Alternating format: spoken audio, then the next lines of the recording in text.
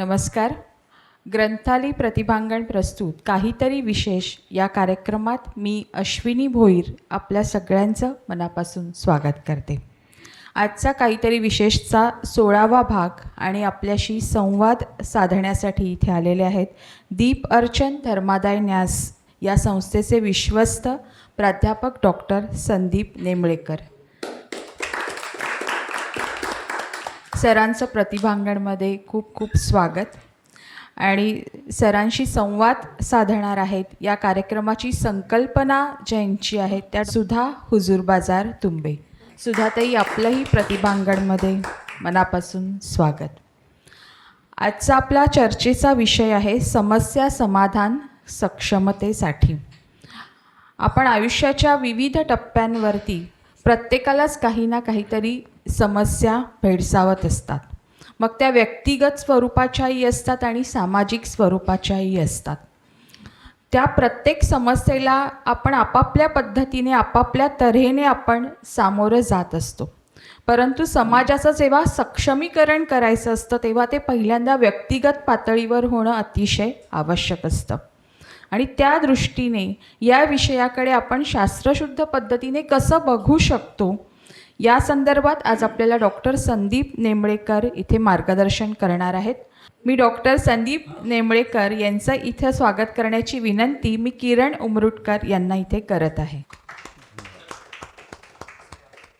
काहीतरी विशेषच्या या पुढील भागाची सूत्र मी कार्यक्रमाच्या संवादक सुधाताईंकडे सुपूर्द करते. धन्यवाद. धन्यवाद अश्विनी. आणि संदीप सर तुम्हाला मी म्हणतो आमच्या ग्रंथाली परिवारात तुमचं सहर्ष स्वागत आहे. धन्यवाद. आता आजचा विषय आहे समस्या समाधान सक्षमतेसाठी, बरोबर आहे. आता ह्या अनुषंगानं दीपर्चनच्या विविध समाजोपयोगी कार्यांची आपण ओळख करून घेणार आहोत. मुख्य म्हणजे सगळ्यांना सांगावंसं वाटतं की ह्यांची संकल्पना जी आहे त्याचं ब्रीदवाक्य जे आहे ते मला फार आवडलं. मी सगळ्यांनाच ते आवडेल की गरजूंना प्रकाश दाखवून सक्षम करणं. हे खूप छान वाटलं. आता आपण आपल्या गप्पांना सुरुवात करूया. आमच्या नेहमीच्या पद्धतीप्रमाणे आपला जीवन प्रवास आणि ह्याच्या मागे कारण काय असतं तर हल्लीच्या मुलांना एक रोल मॉडेलची गरज असते. आणि त्यांना असं वाटतं की ही लोक काय म्हणजे असं काय म्हणायचं सिल्वर स्पून घेऊनच जन्माला आले, तसं नाही. तर आपल्यातलेच कोणीतरी कष्ट करून वरती येऊन ह्या पोझिशनला पोचलेत हे कळावं ह्याच्यासाठी आम्ही हे विचारतो. तर अगदी व्यवस्थित पहिल्यापासून सगळं छान सांगा.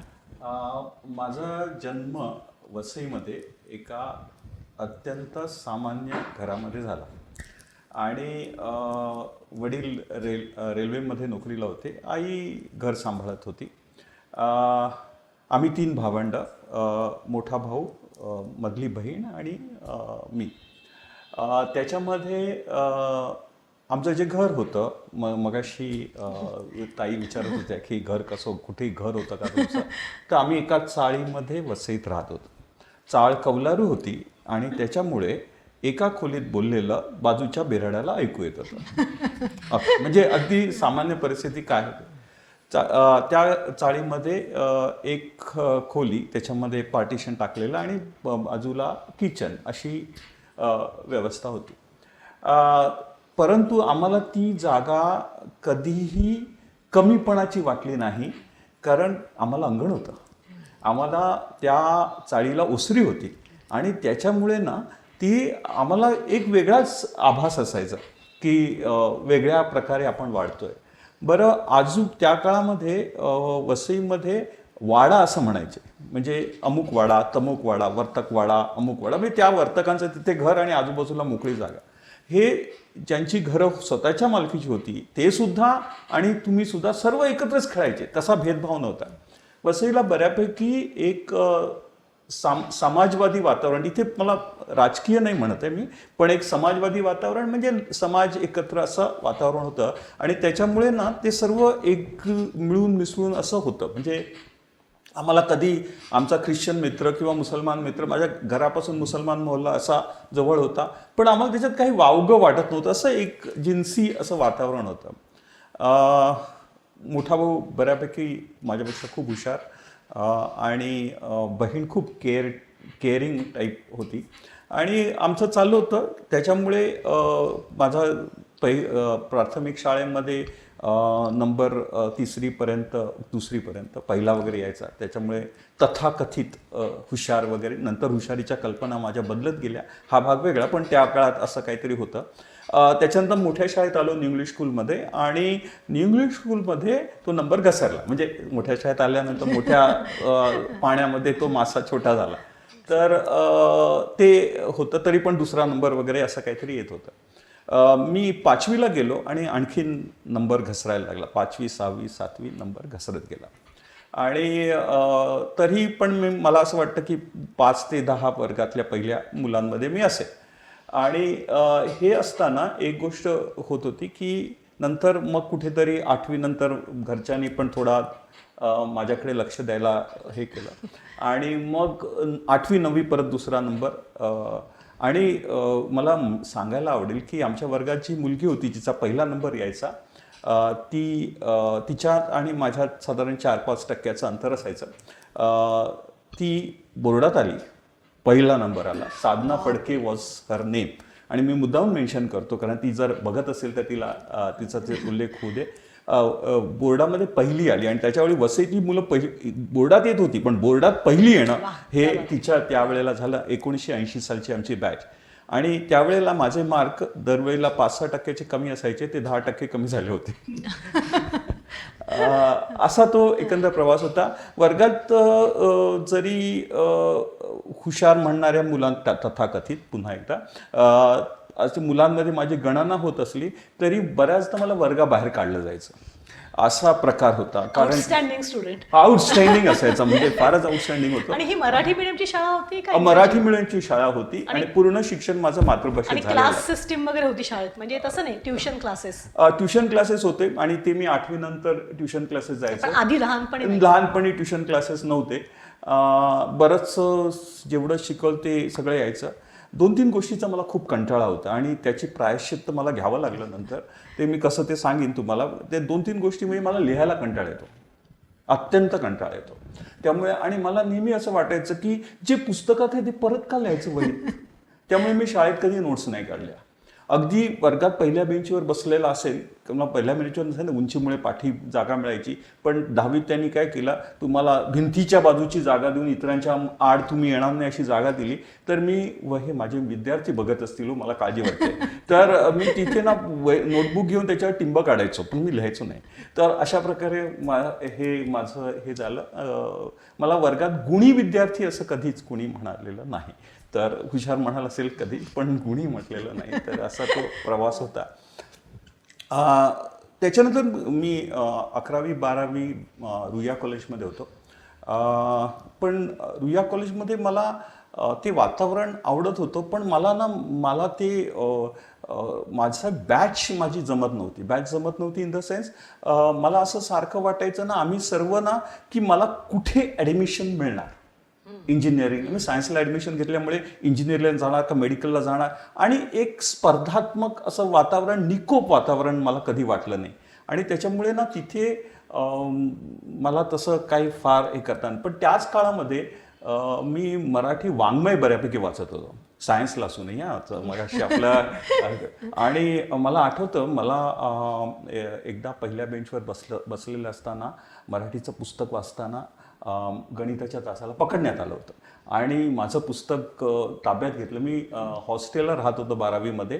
त्याच्यामुळे त्यांनी सांगितलं की जर रेक्टर आले तर तुझं पुस्तक परत मिळणार. अशा प्रकारचं हे मुलांना, तुम्ही म्हणाल गावाकडची मुलं बघत असतील तर त्यांना काय आदर्श वगैरे नाही वाटणार, त्यांना वाईट वाटेल असं. पण असं थोडंसं केलं तर चालतं ना. तर मराठी वाचत होता. परंतु जेव्हा मी माझ्या नोकरीत शिरलो तेव्हा ह्या ज्या कथा मी चित्र खानोलकर पासून सगळे G.A. कुलकर्णी वगैरे सगळं वाचत ह्याच्यातून जे शिकलो ते मला कॉर्पोरेट लाईफमध्ये, माझ्या कंपनीतल्या जीवनामध्ये मी सप्लाय चेन किंवा पुरवठा साखळी विभागाचा प्रमुख झालो तेव्हा प्रत्येक निगोसिएशनमध्ये मी हे वापरलेलं आहे. म्हणजे आपण बऱ्याचदा म्हणतो की ह्याचा व्यवहाराशी काय संबंध, त्याचा व्यवहाराशी आहे. कलेचा तर व्यवहाराशी खूप जवळचा संबंध आहे, हे मला जाणवलेलं वास्तव आहे. तर तो भाग वेगळा, पण त्याच्यामध्ये थोडीशी साहित्याची आवड निर्माण होण्यामध्ये माझ्या मोठ्या भावाचा वाटा खूप होता.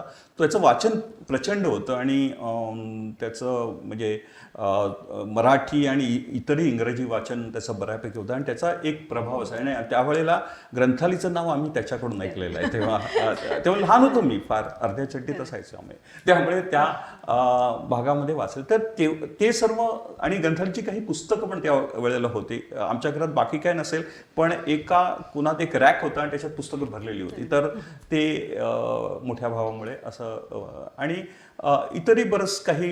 जनरली कसं असतं की तुमचा मोठा भाऊ आणि मी ह्याच्यामध्ये 10 वर्षाचं अंतर, त्याच्यामुळे तुम्हाला एक आदर्श असं असतो आणि तो वर्गात खरंच आदर्श असायचा. म्हणजे तो गुणी मुलांमधला होता आणि मी जाऊ दे त्याच्याबद्दल नको बोलू.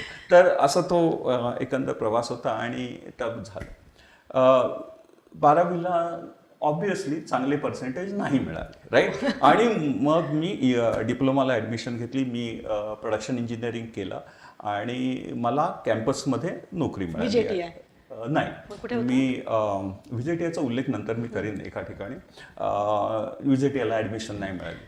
मला फादर ॲग्नेलमध्ये ॲडमिशन मिळाली आणि मी प्रोडक्शन इंजिनिअरिंग केलं आणि त्याच्यानंतर नोकरीला लागलो ह्याच्यामध्ये.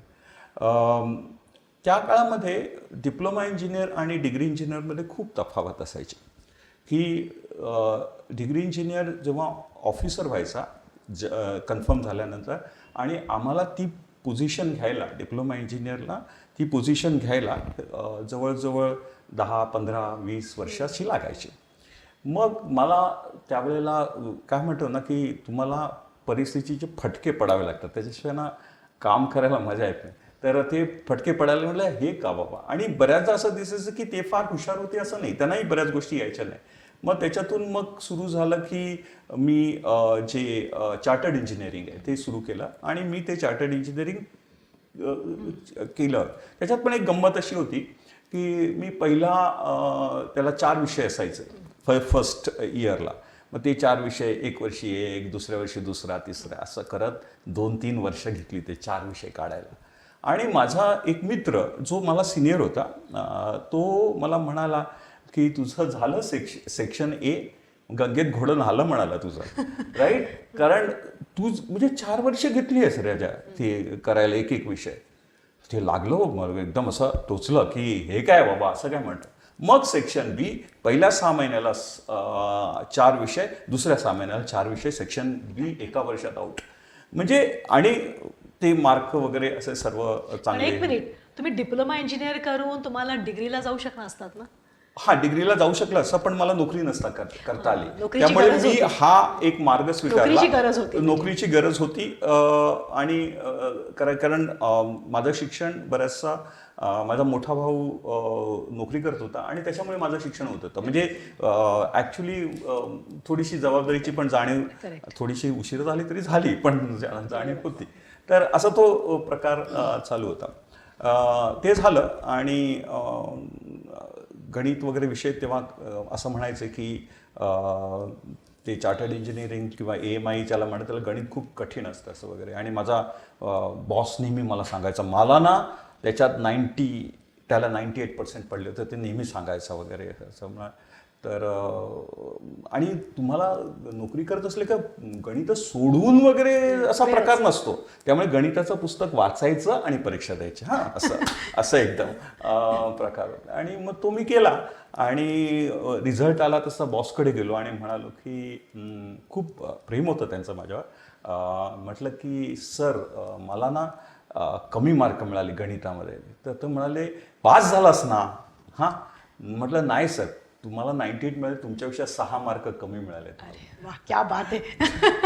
तर असा तो खेळ होता आणि ते होत गेला. हे कुठल्या कंपनीत होता? मी तेव्हा मुकुंद लिमिटेडमध्ये होतो. त्याच्यामध्ये आणखी एक होता की माझे जे बरेचसे मित्रमंडळी होती आणि मी जेव्हा ॲग्नेल्सला होतो ना, ते 4 वर्ष तुम्ही सगळे एकत्र असता आणि ते खूप छान वातावरण तयार होतं आणि तिथे तुम्ही कॉम्पिटिटर्स नसता आणि तिथे तुम्ही एक प्रकारचं ना जवळीक तयार होते आणि ते ती जवळीक मला कदाचित माझं नातेसंबंधांसाठी मी भुकेलेला माणूस असेल, त्यामुळे ते मला ना खूप भावायचं. आणि मला ते आमच्या अजूनही ती कॉम्रेडशिप आहे. अजूनही आम्ही कधीही भेटतो. आता सगळेच रिटायर होत चाललेले आहेत, पण तेव्हा भेटतो तेव्हा ती कॉम्रेडशिप आहे. आणि ते एकत्र असणं एक खूप महत्त्वाचं आहे. आणि एकमेकाला मदत पण करतात लोक, की मध्ये एकाची काही आर्थिक विपन्नावस्था होती, सर्वांनी पैसे काढले त्याला मिळालं. तो एक कॉम्रेडशिप आणि ते भाऊबंदकी आमच्यामध्ये आहे. बंदकीचा वाईट अर्थ नाही, भाईचारा चांगलं भाईचारा भाईचारा म्हणा. तर असा तो हे होतं. आणि मग ते झालं. त्या काळामध्ये ना माझे काही गुण लोक बघत होते, पण मला ते माहिती नाही. म्हणजे आता ते मला स्टोरी सांगतात तेव्हा मला येतं. म्हणजे मला एकाने सांगितलं की फर्स्ट सेमिस्टर नंतर तो असा अपसेट होऊन बँडस्टँडला होतो. मी ॲक्च्युली कसं आहे, मी बँडस्टँडला होतो इथे ॲग्नेलमध्ये. आणि बाजूलाच आहे.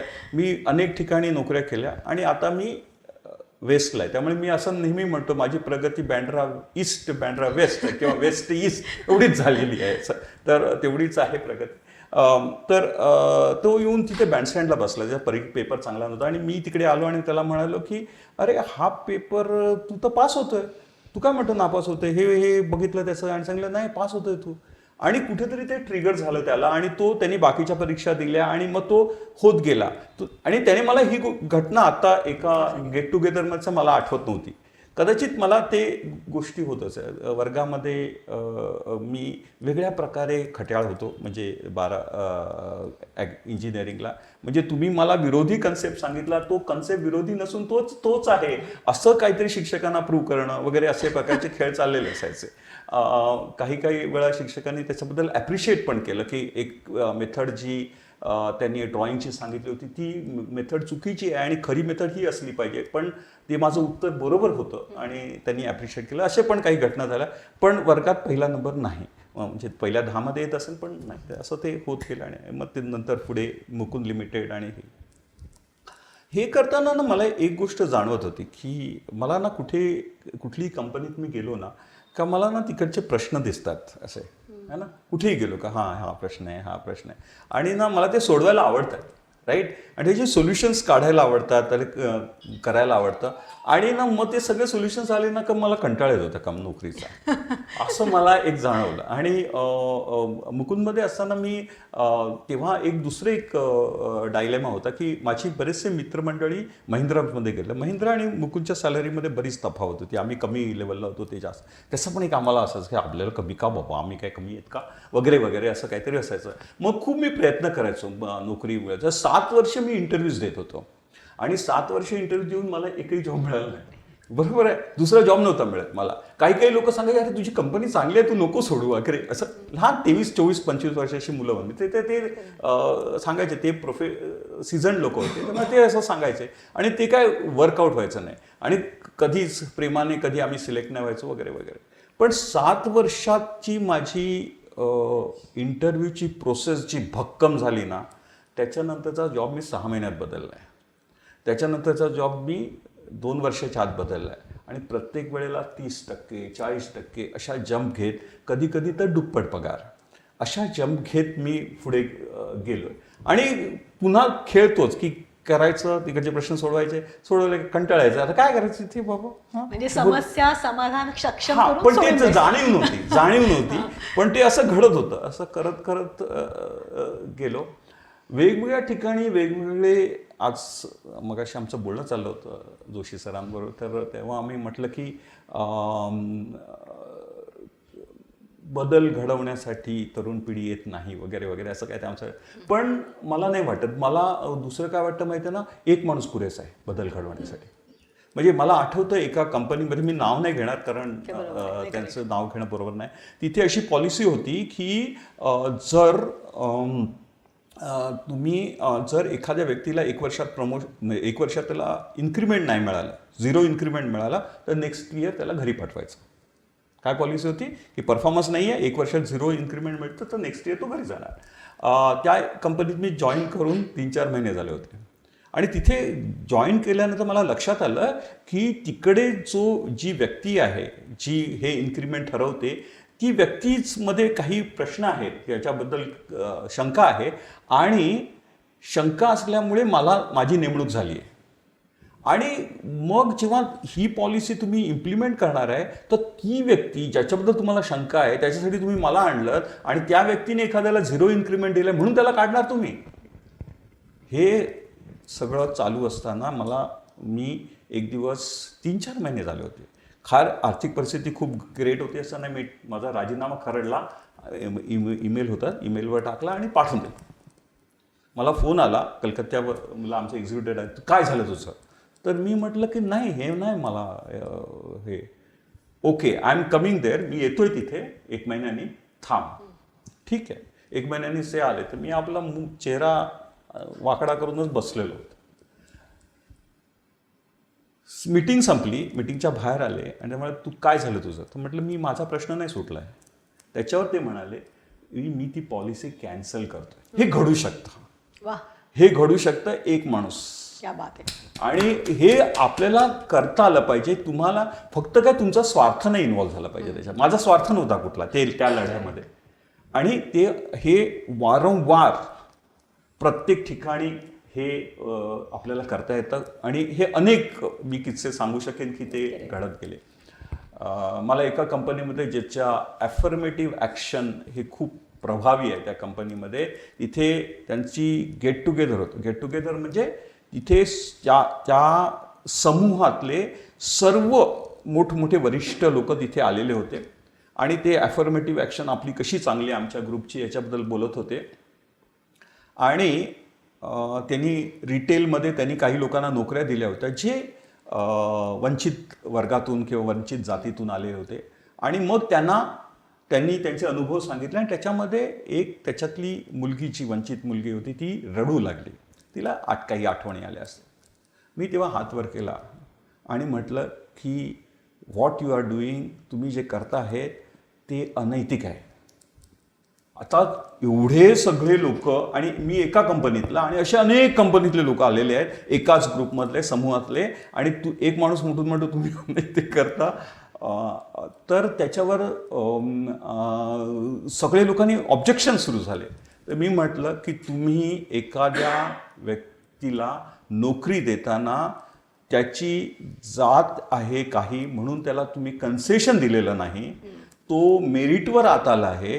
केवळ त्या जातीतल्या लोकांची संख्या वाढली म्हणून तुम्ही सांगताय की आम्ही काहीतरी केलं, तर हे नैतिक नाही. तुम्ही त्यांच्यासाठी काय केलं? आणि हा मुद्दा मी धरून ठेवला आणि वाद चाललाय. जो माणूस ती मीटिंग कंडक्ट करत होता तो मला वाटतं इकॉनॉमिक टाइम्समधून रिटायर होऊन ते एडिटर होते. त्यांनी शेवटी वाद थांबवला आणि म्हणाला ही व्यक्ती म्हणते ते खरं आहे, पण हे उभं राहावं लागतं. क्या बात आहे. आणि असं गरज नाही की आजच्या काळात तुम्ही ते पूर्वीच्या युनियनच्या परिभाषेत बोललं पाहिजे. तुम्ही एक व्यक्ती म्हणून खूप सामर्थ्य आहे आणि मला वाटतं ते सामर्थ्य प्रत्येकाचं बाहेर काढायचं हे सर्वात महत्त्वाचं असं मला वाटतं. हा असा प्रवास होत गेला आणि मी वेगवेगळ्या कंपन्यात करतोय. खूप घटना आहेत, मी आता प्रत्येक गोष्ट आठवणार नाही मला. हे करताना माझी मी एक गोष्ट नेहमी करत आलो की ते म्हणजे जेव्हा मला पैसे मिळत होते तेव्हा मी डोनेशन्स देत होतो वेगवेगळ्या स्वयंसेवी संस्थांना. पण मला नेहमी एक प्रश्न पडायचा, मी दिलेल्या पैशाचं नेमकं होतं काय? ते जातात का? आणि रिसेंटली म्हणजे एक 4-5 वर्षापूर्वी मी एक अशी संस्था बोलली कॅन्सरसाठी वगैरे काम करतात ते, तिथे एवढे लोक, मोठमोठे लोक आहेत की मला आता बऱ्याचदा तेव्हा आताही प्रश्न पडतो की आल्यानंतर जे पैसे येतील ते पगारातच जातील ना, खाली कुठपर्यंत जाणार. त्यामुळे मला नेहमी असं वाटत होतं की ह्याच्याबद्दल आपण अर्धवट काहीतरी करतोय, म्हणजे ठीक आहे नाही देण्यापेक्षा दिलेले बरे, पण त्याच्यातून काय होतंय की नाही ह्याच्याबद्दल मला हे समाधान मिळत नव्हतं. मग आपण काहीतरी करावं असं करत मी टाटामध्ये तेव्हा नोकरी करत होतो आणि एक जाहिरात आली. पण ती जाहिरात येण्याच्या आधी माझ्या मनात एक असं की आता मग काम करायचं ठरवलं तर कोणासाठी करायचं? परत आमचं लॉजिक परत मध्ये तर्कशास्त्रामध्ये आडवायचं की स्त्रियांसाठी करायचं की ह्याच्यासाठी करायचं, गरिबांसाठी करायचं, कुठला वर्ग, कुठला गट. मग त्याचं उत्तर काढता मनात हा विचार आला की जो सर्वात काय म्हणता येईल की सर्वात पीडित आहे तो, सर्वात पीडित आहे किंवा सर्वात गरजू आहे तो. सर्वात गरजू कोण? तर जो जीवनाची लढाई हरलाय तो. गरीब आहे तर लढतोय पण तो अजून, किंवा वंचित आहे, अन्याय झालाय पण तो लढतोय, तर हरला नाही तो. जो जीवनाची लढाई हरला तो. आणि मग जीवनाची लढाई हरलेला माणूस कोण? तर जो आत्महत्या करतो. असं ते तर्कशास्त्र. म्हणजे बरेच लोक त्यांच्या काय म्हणतात की कनवाळूपणामुळे या लाईनकडे आले. मी माझ्या तर्काने आलो म्हणजे या लाईनकडे. तर तिथे आल्यानंतर मग ते ट्रेनिंग घेणं, हे घेणं वगैरे, ते आत्महत्या प्रतिनिधी लाईन. माझा मुळात प्रश्न असा होता तिथे की आपण हे फोन घेऊन बसलोय, फोन येतच नाही हो, आत्महत्या तर होत आहेत, म्हणजे लोकांना गरज आहे, फोन येत नाही. मग मी आमचे त्या लाईनचे प्रमुख होते त्यांना म्हटलं की आपण हे आत्महत्या प्रतिबंधाच्या आपण लोकांपर्यंत गेलं पाहिजे, लोक आपल्यापर्यंत कधीच येणार नाही. मग आणि तुम्हाला मी सांगेन की कशा प्रकारे लोकांपर्यंत जाण्याचा प्रयत्न आहे. आम्ही ठरवलं की जाऊया. ऑर्डिनन्स डेपोचा आम्हाला होकार आला, राईट, की तुम्ही या आणि आमच्यासाठी कंडक्ट करा. बरं, मग आम्ही ते प्रेझेंटेशन बनवलं, हे केलं वगैरे. आणि मग तिथे आम्ही ऑर्डिनन्स डेपोला आम्ही जात असताना ना, आम्ही सांगितलं आम्हाला काय नको, फक्त तुम्ही काहीतरी जाण्या येण्याची सोय करते. कुठेतरी कोपऱ्यात होतं मुंबईच्या. तर त्यांनी आम्हाला टिपिकली, मला आठवतं थोडी रिमझिम पाऊस पडत होता त्या दिवशी, आणि त्यांनी आम्हाला गाडी पाठवली, म्हणजे बस पाठवली. म्हणजे लष्करी खाक्या काय असतो ना ते मला लक्षात आलं की ती बसच. आणि त्याच्यात मी आणि मनोहर रांगणेकर असे दोघंच व्यक्ती या एका बसमध्ये बसून आम्ही गेलो. पण ते सेशन चांगलं झालं आणि आम्ही असे अनेक कार्यक्रम करायला लागलो.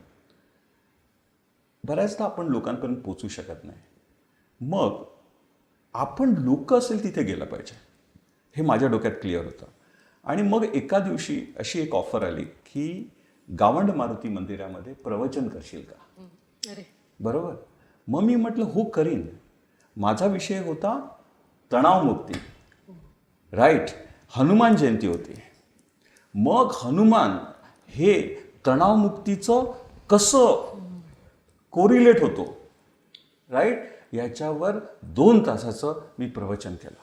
स्ट्रेस मॅनेजमेंट मी सगळं स्ट्रेस मॅनेजमेंट वापरलं. पण अभंग, त्याच्यातल्या गीतरामायणातल्या गीतं सगळी जी रामाशी आणि हनुमंताशी, राईट.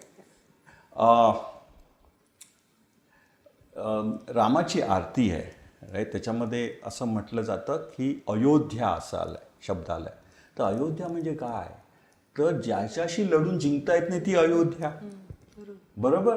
आणि जिंकता येत नाही लढून ते काय? तर ते मन. अशी मांडणी करत करत करत ते गुंफून ते हनुमान जयंती आणि हे आम्ही कोरिलेट केलं. मग जेव्हा आपण असं करतो ना, तेव्हा मग ना आपल्याला ना कुठले बांध नसतात, कुठल्या भिंती नसतात. I can go anywhere. मला असं कधी वाटतं की मी कुठेही जाऊ शकेन, किंवा माझ्या याच्यामध्ये माझा मोठेपणा नाही आहे. ही जी मेथड आहे ना, ह्या मेथडने कोणीही कुठेपर्यंत जाऊ शकेल. त्या काळात ना आपचं आंदोलन चाललं होतं. फक्त एवढाच उल्लेख करतो, बाकी मला त्या आंदोलनाशी देणं घेणं नाही. आणि ते लोक, मला वाटतं अण्णा हजारे तिथे उपोषण करत होते वगैरे. आणि मी काय करायचो माहिती आहे ना, मी ती पत्रकं घ्यायचो, त्यांचं भाषण चालू आहे आणि आपण तिथे उभं राहायचं, आपली पत्रकं घ्यायचं. द्यायचं नाही कोणाला पत्रक, साधी टेक्निक आहे. द्यायचं नाही कोणाला पत्रक. का तो म्हणतो की पत्रक काय आहे, तर आपण नाही द्यायचं. तो म्हणतो दे मला, मग तो घेतो, मग तो वाचतो, तो म्हणतो हे आणि हे कोरिलेट नाही होतं. म्हटलं नाही होत आहे कोरिलेट. R you understanding? म्हणजे विसंवादाला माझं हत्यार म्हणून मी वापरेन. कधी संवादाला वापरेन तर कधी हे खेळ जेव्हा एकदा तुम्ही करू लागला ना, का मग गोष्टी खूप सोप्या होतात. बऱ्याच लोक म्हणतात की खूप लोक पाहिजेत आपल्याकडे संस्था चालवायला. नाही हो, एक माणूस आहे ना बदल घडवू शकेल. 2 माणसं अख्खं शहर, आणि 4-5 असतील तर देश घेऊ शकतो आपण. एवढी ताकद आहे.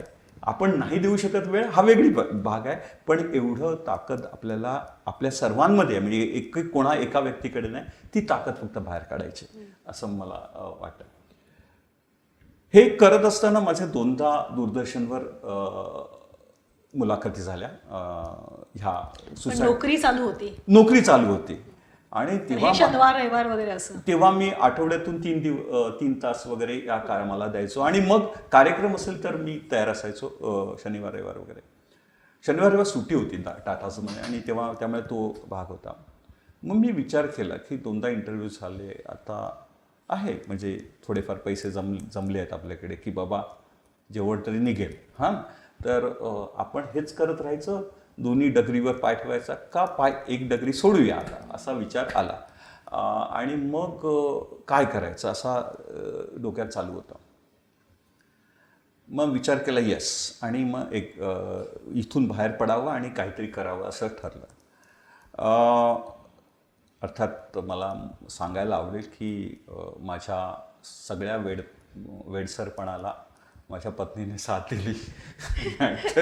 तर घरच्या लढाईत कदाचित माझा विजय नसता झाला असं मला वाटतं. पण शी वॉज व्हेरी ओपन, म्हणजे ती खूप मोठ्या मनाची आहे, त्यामुळे ते सगळं घडलं.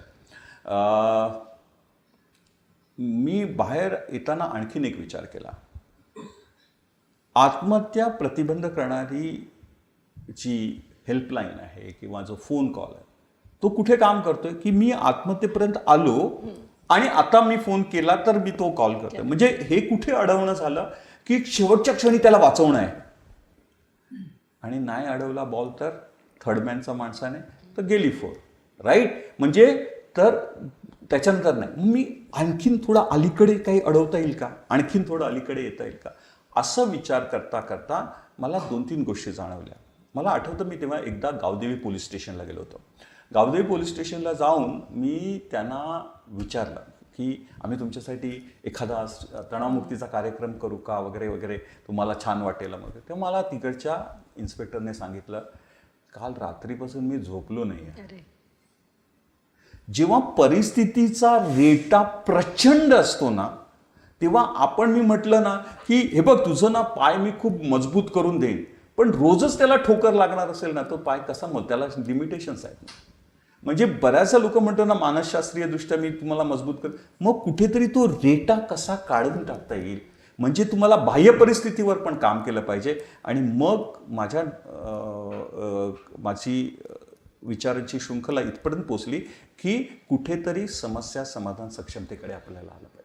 आणि जर मी तिथे अडवू शकलो तर तो बॉल तिथपर्यंत जाणार नाही. मला हे त्यावेळेला माहिती नव्हतं, मी तिथपर्यंत आलो.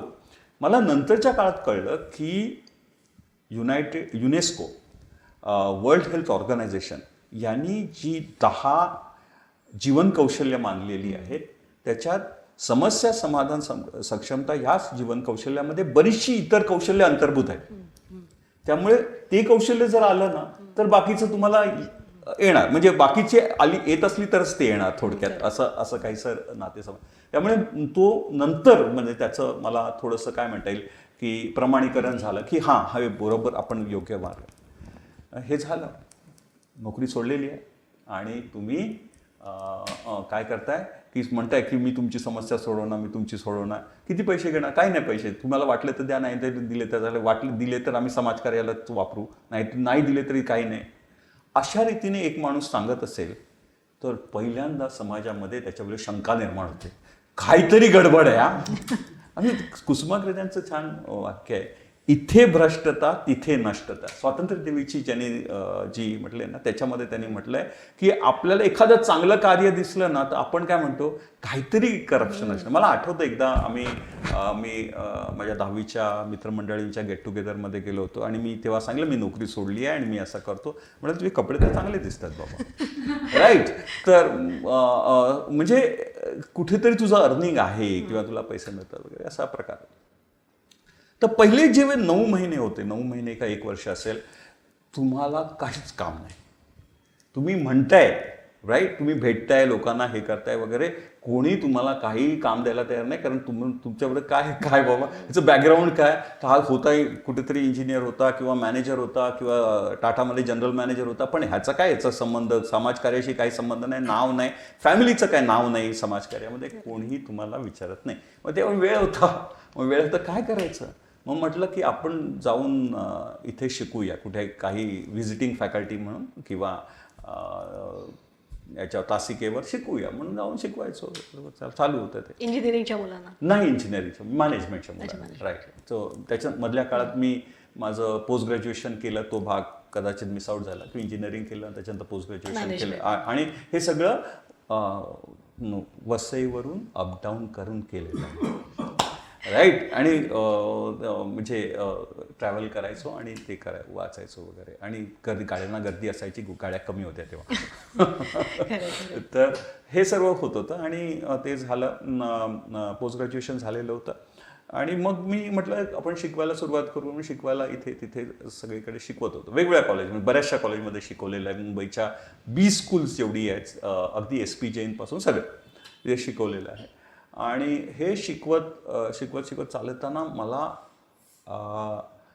चेतनामधून एकदा कॉल आला, चेतना इन्स्टिट्यूट ऑफ मॅनेजमेंटनं. तर त्यांनी सांगितलं की तुम्ही या, तुम्हाला आम्ही कन्सिडर करतोय, तुम्ही इंटरव्ह्यूला या, पण त्याच्या आधी ना एक फॉर्म भरायचा. मगाशी मी सांगितलं तुम्ही विसरलं नसतं तर लिहायचं मला कंटाळा.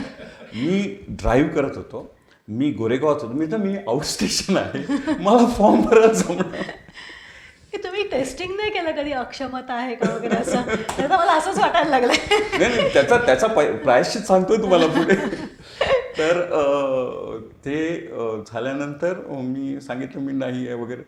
मला दुसरा एक विकनेस आहे. मला एक नेहमी कोणी जर विनम्रतेने सांगितलं ना तर मला नाकारता येत नाही.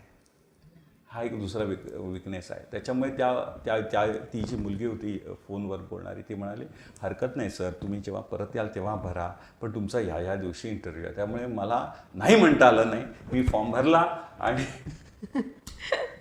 त्या इंटरव्ह्यूमध्ये मी क्लिअर झालो. इंटरव्ह्यू झाला, त्याच्यानंतर त्यांनी एक डेमो घेतला. त्या डेमोमध्ये मी क्लिअर झालो आणि मी तिथे ज्याला पूर्णवेळ प्राध्यापक म्हणतात तसा पूर्णवेळ म्हणून रुजू झालो. ओके. तिथे पण सुरुवातीला त्यांना म्हणजे कसं म्हणतात ना, माझ्यासारख्या व्यक्तीला सांभाळण्यामध्ये त्यांचं कौशल्य जास्त आहे, माझं कौशल्य कमी आहे. कारण मी बऱ्याच गोष्टी उटपटांग करत असतो. हे किती 20 वर्षांपूर्वीची घटना? नाही 20 नाही, ही 2015ची घटना. जानेवारी. 15 जानेवारीची. त्याच्यापेक्षा 27 वर्ष मी इंडस्ट्रीमध्ये 10 एक वेगवेगळ्या कंपन्यांमध्ये, म्हणजे बिर्ला आहे, टाटा आहे, त्याच्यामध्ये जिंदाल आहे, अशा वेगवेगळ्या कंपन्यांमध्ये काम केले. मला सोशल वर्कचं काहीही बॅकग्राऊंड नाही आहे, म्हणजे बिलकुल बॅकग्राऊंड नाही. म्हणजे हे स्क्रॅचपासून सुरू झालेलं आहे असं. किंवा घरात पण कोण सोशल वर्क करतोय वगैरे असं नाही होतं. भावना होत्या पण ते तसं नव्हतं. मला एक गोष्ट नेहमी आठवतं की आई व्यंकटेश स्तोत्र वाचायची आणि त्याच्यात नेहमी एक वाक्य मला येऊन भिडायचं, मज लागी देई ऐसा वर जेणे घडेल परोपकार, हेच मागणे साचार वारंवार प्रार्थित असे. सो हे जे मज लागी देई ऐसा वर हे ऐकलं तेव्हा किती गेलं होतं माहिती नाही, पण ते गेलं होतं कुठेतरी. असं मला वाटतं की कुठेतरी वाटत होतं की काहीतरी करावं आपल्याला थोडंसं काही करता आलं.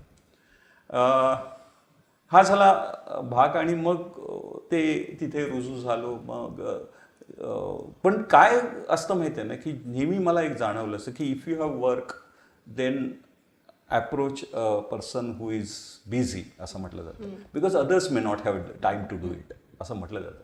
तुम्हाला जर एखादं काम असेल तर व्यस्त माणसाकडे जा, काही इतरांकडे वेळ नसतो असं म्हटलं जातं. आणि ते नेमकं तसं घडत गेलं की मला जेव्हा वेळ होता तेव्हा माझं काम नव्हतं, सामाजिक कार्य काहीच नव्हतं. पण मी इकडे आलो, मी बिझी झालो आणि हे कार्य वाढायला लागलं. आणि ते त्याच्यामध्ये आम्ही वेगवेगळ्या गोष्टी केल्या. म्हणजे वेगवेगळ्या सामाजिक संस्थांना मी मदत करणं, की माझा बॅनर प्रत्येक ठिकाणी आला पाहिजे, की दीपरचंद चॅरिटेबल ट्रस्टचं नाव आलं पाहिजे असं नाही, तुझं काम असेल तरी मी येतो वगैरे वगैरे. आणि मग त्याच्यातून जे उभं राहिलं ना ते प्रचंड होतं. की मला आठवतं की एकाच दिवशी मी शहीद भगतसिंग रोड नगर म्हणून गोरेगावात आहे, झोपडपट्टी आहे, तिथे माझं मनशांतीवर महिलांसाठी होतं. त्यांनी मला सोफा दिला होता बसायला, त्या सोफ्याला पाय नव्हते. राईट. माझ्या समोर आणि बाजूला महिला बसल्या होत्या, म्हणजे इथे तुम्ही अंग चोरून बसलाय, बाजूला महिला बसल्या, माझ्यासमोर एक कॉट होती, त्याच्यावर महिला बसल्या होत्या. म्हणजे तुम्ही आता फार सिस्टमॅटिक बसलात म्हणून सांगतो, अशा प्रकारे होता. झोपडी तेवढीशी त्याची खोली होती, त्याच्या पलीकडे बाहेर एक नाला होता, तो न वाहणारा नाला होता. म्हणजे काय काय त्याच्यात असेल तुम्ही, आणि त्या ह्याच्यामध्ये माझं छान असं ते चाललं होतं आणि मनशांतीवर होतं. आणि मग त्या महिलांनी त्यांचे काय फॅमिलीतले इश्यूज वगैरे बरंच सांगत. एकदा त्यांना तो कॉन्फिडन्स आला तर ते मग खूप सांगतात.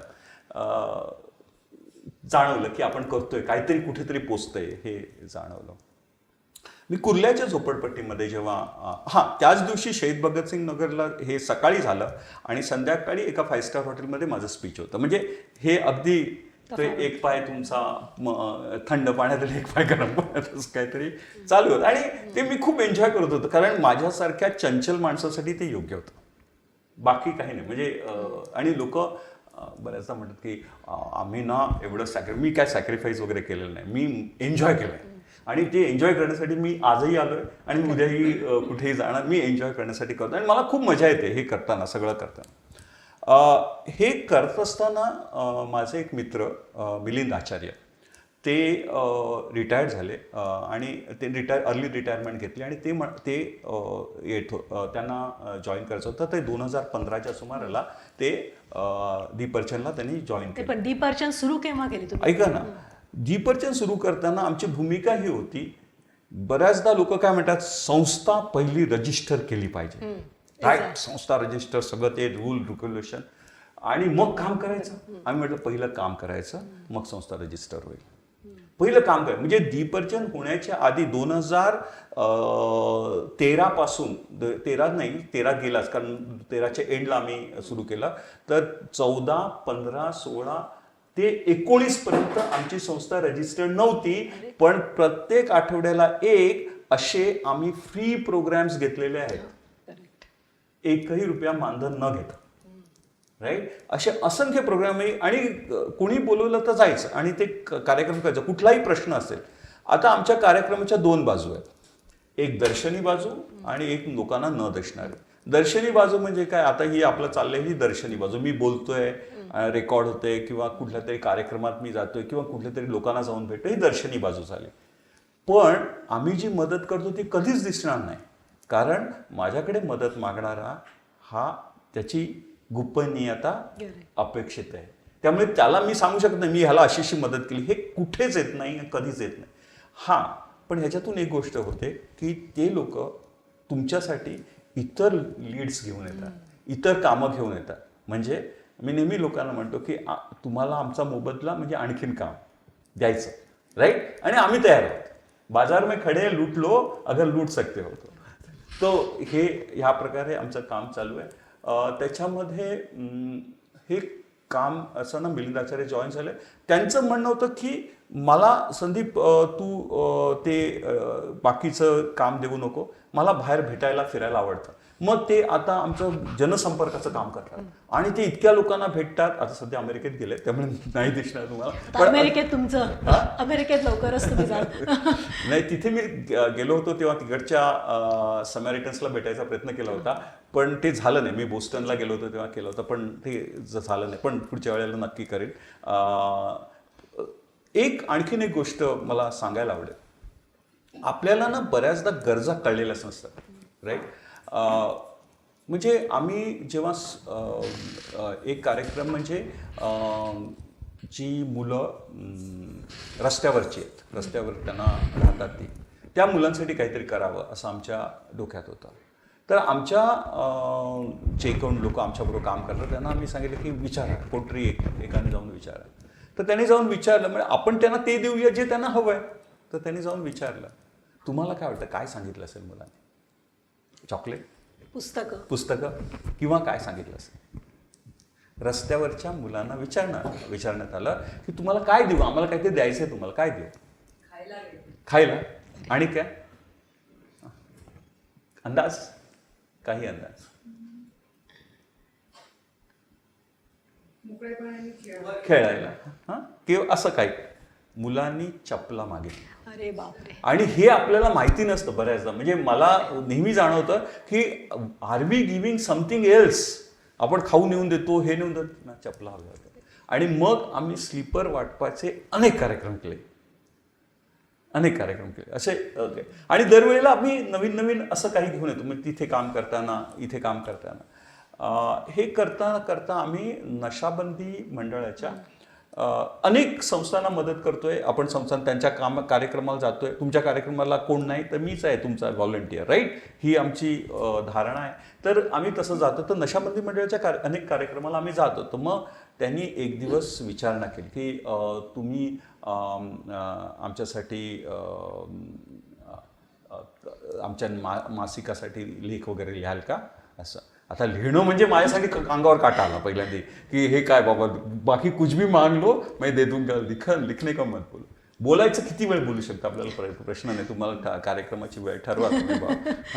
तर त्यांनी सांगितलं की लिहायचं. मग पहिल्यांदा मी काय केलं, पुरवठा साखळी विभागात होतो ना, तर आम्ही पहिलं विचार करतो आउटसोर्सिंग कसं करता येईल. मग मी सगळ्या माझ्या ओळखीतल्या लेखकांना लिहिलं की तुम्ही दर महिन्याला द्या, प्रकाशित होईल वगैरे वगैरे वगैरे, तुमचं नाव येईल वगैरे सांगून लोकांना सांगितलं. मानधन नव्हतं त्याला, पण निदान तुमचा लेख प्रकाशित होईल वगैरे. पण 1-2 कविता किंवा 1-2 लोक फुटकळ व्हॉट्सॲपवर भयंकर लिहितात, पण ह्याच्यासाठी कोणी लिहायला नव्हतं. त्यामुळे ती माळा गळ्यात पडली. आणि मग एकदा ठरला की तुम्ही बळीचा बकरा आहात तर तुम्हाला गेलं पाहिजे. मग लिहायला सुरुवात केली. आणि आता आजवर गेले 2 वर्षात 25 लेख कल्याण यात्रा हे मुद्दामून आणलं आहे आज तुम्हा सर्वांना देण्यासाठी. हे मुखपत्र आहे त्यांचं किंवा नियतकालिक आहे की ज्याच्यात त्यांनी वेगवेगळ्या विषयावर लेख येतात. आणि मग नशाबंदीच्या मी वेगवेगळे ट्रॅक्स बदलत राहीन तेव्हा थोडंसं माफी असेल. तर हे तुमच्यासाठी आहे. हां, एक छानच आहे. हां. आणि त्याच्यामध्ये वेगवेगळे लेख प्रकाशित आम्ही करत असतो. ह्याच्यामध्ये एक महत्त्वाचं हे म्हणजे आता जो आणि प्रायव्हेट्स हे पब्लिक सर्क्युलेशनमध्ये नाही आहे, त्यामुळे ही कॉपी स्पेशलच असते प्रत्येक कॉपी. त्यामुळे वेगवेगळे विषय म्हणजे आता त्यांनी ह्याच्यामध्ये आपला दसरा झाला आता, बरोबर. आणि मग रावणाचं ते दशमुखी रावण वगैरे, मग त्यांनी व्यसनाची 10 तोंड काय वगैरे असे विषय दिले जातात. असं मग होळीचा विषय आला तर होळी. मग तेव्हा वेगवेगळ्या प्रकारे त्याची विचार करता येतो. आता तुम्ही होळीचा विचार करा, एक गमतीशीर विचार करा. आपण काय विचार करतो, प्रल्हाद त्या होलिकेबरोबर आगीत गेला, बरोबर आहे. गमतीदार बघा, प्रल्हाद म्हणजे आल्हाद म्हणजे पराकोटीचा आनंद. हां, त्या आगीत गेला. प्रल्हाद कोणाचा भक्त? विष्णूचा. आता मूर्ती बिर्ती नका घेऊ आपण. विष्णू म्हणजे काय? विष्णू. विषचा अर्थ जो सर्वव्यापी आहे तो, म्हणजे व्यापकतेचा भक्त आनंदात असतो, प्रल्हाद असतो, है ना. जेव्हा व्यापकता सुटली आणि तुम्ही संकुचित गोष्टीत अडकलात का व्यसन सुरू होतं.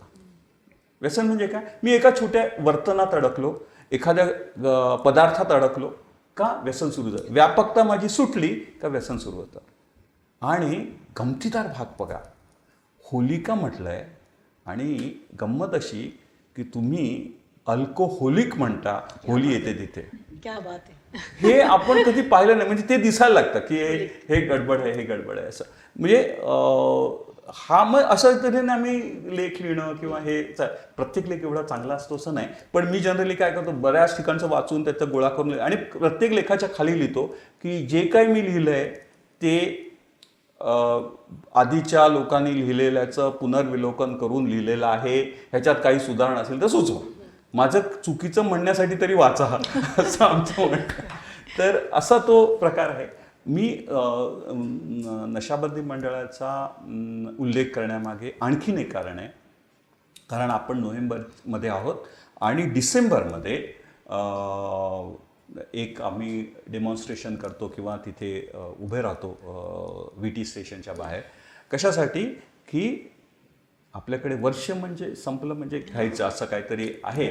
तर त्यापासून लोकांचा मी नेहमी म्हणतो की ज्याला आनंदाची बद्धकोष्ठता झाली आहे ना त्याला ते व्यसनाचं रेचक लागतंय असं म्हणजे सॉरी हे थोडंसं खरं हां म्हणजे तुम्हाला आनंद निखळ असा का नाही मिळू शकत किंवा इतकं सारखं करण्यातला जो आनंद आहे ना म्हणजे खराखुऱ्या जीवनातला आनंद आहे तोच नाही मी घेऊ शकत मला ते क्या घ्यावं लागतं किंवा मला तो पदार्थ का हवा हे का हवं आहे मला आणि पण कोणीतरी हे एकच प्याला हा एकच प्याला ते नव्हतं का गडकरींचं ते एकाच प्याल्याने सुरुवात होते आणि कुठल्या कुठे जातं ते आणि मग ते केवळ तो प्यालाच नाही आहे शॉपिंगचं मी तेच मी तुम्हाला विचारणार होते की सध्या आपण कृत्रिम प्रज्ञेच्या जगात राहतोय आणि सगळ्यांच्या हातात मोबाईल्स आहेत आणि हल्ली म्हणजे कुठल्याही विषयाला कृत्रिम प्रज्ञा म्हणजे आर्टिफिशियल इंटेलिजन्स मध्ये उत्तर असतं त्याच्यामुळे ते पुस्तकं वाचणं किंवा ह्याचं हे दूर राहिलंय त्याचं व्यसन लागलंय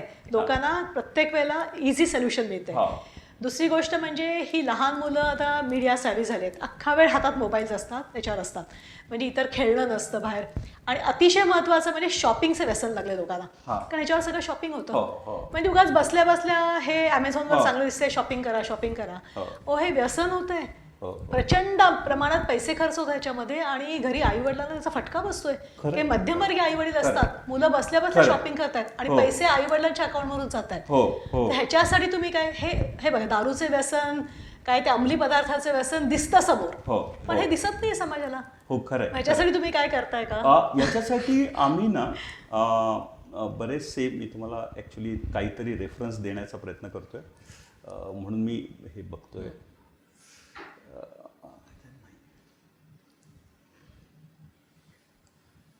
आई वडील अतिशय आम्ही याच्यासाठी ना आणि शिक्षकही काय करू शकत नाही कारण शिक्षक शाळेत करतात तर ते याच्यासाठी एक मोठी गोष्ट केली आम्ही पालकांचे आणि शिक्षकांचे म्हणजे मला थँक्स म्हणायला आवडेल की महिंद्रा अँड महिंद्राच्या युनियन म्हणजे युनियनाइज कामगारांनी आम्हाला पहिल्यांदा बोलवलं आणि त्यावेळेला हा विषय आला आणि त्यांनी हा विषय दिला होता आणि मग त्या विषयामध्ये त्यांनी सांगितलं की तुम्ही सांगा आणि मग तेव्हा आम्ही त्याचं वर्णन करताना आपल्याला एक कविता होती आठवत असेल फिरून फिरून सयई जीव वेडा होतो पण तसेच आहे फिरून फिरून सयई जीव वेडा होतो अखरे आम्ही अशी ती गाणी कविता घेऊन ते सगळं तिकडे मांडलं होतं त्याच्यानंतर तुम्ही इथे ह्याचं साहिरची गाणं ऐकलं असेल छू लेने दो नाजुको होठो को तो ते गाणं बदलून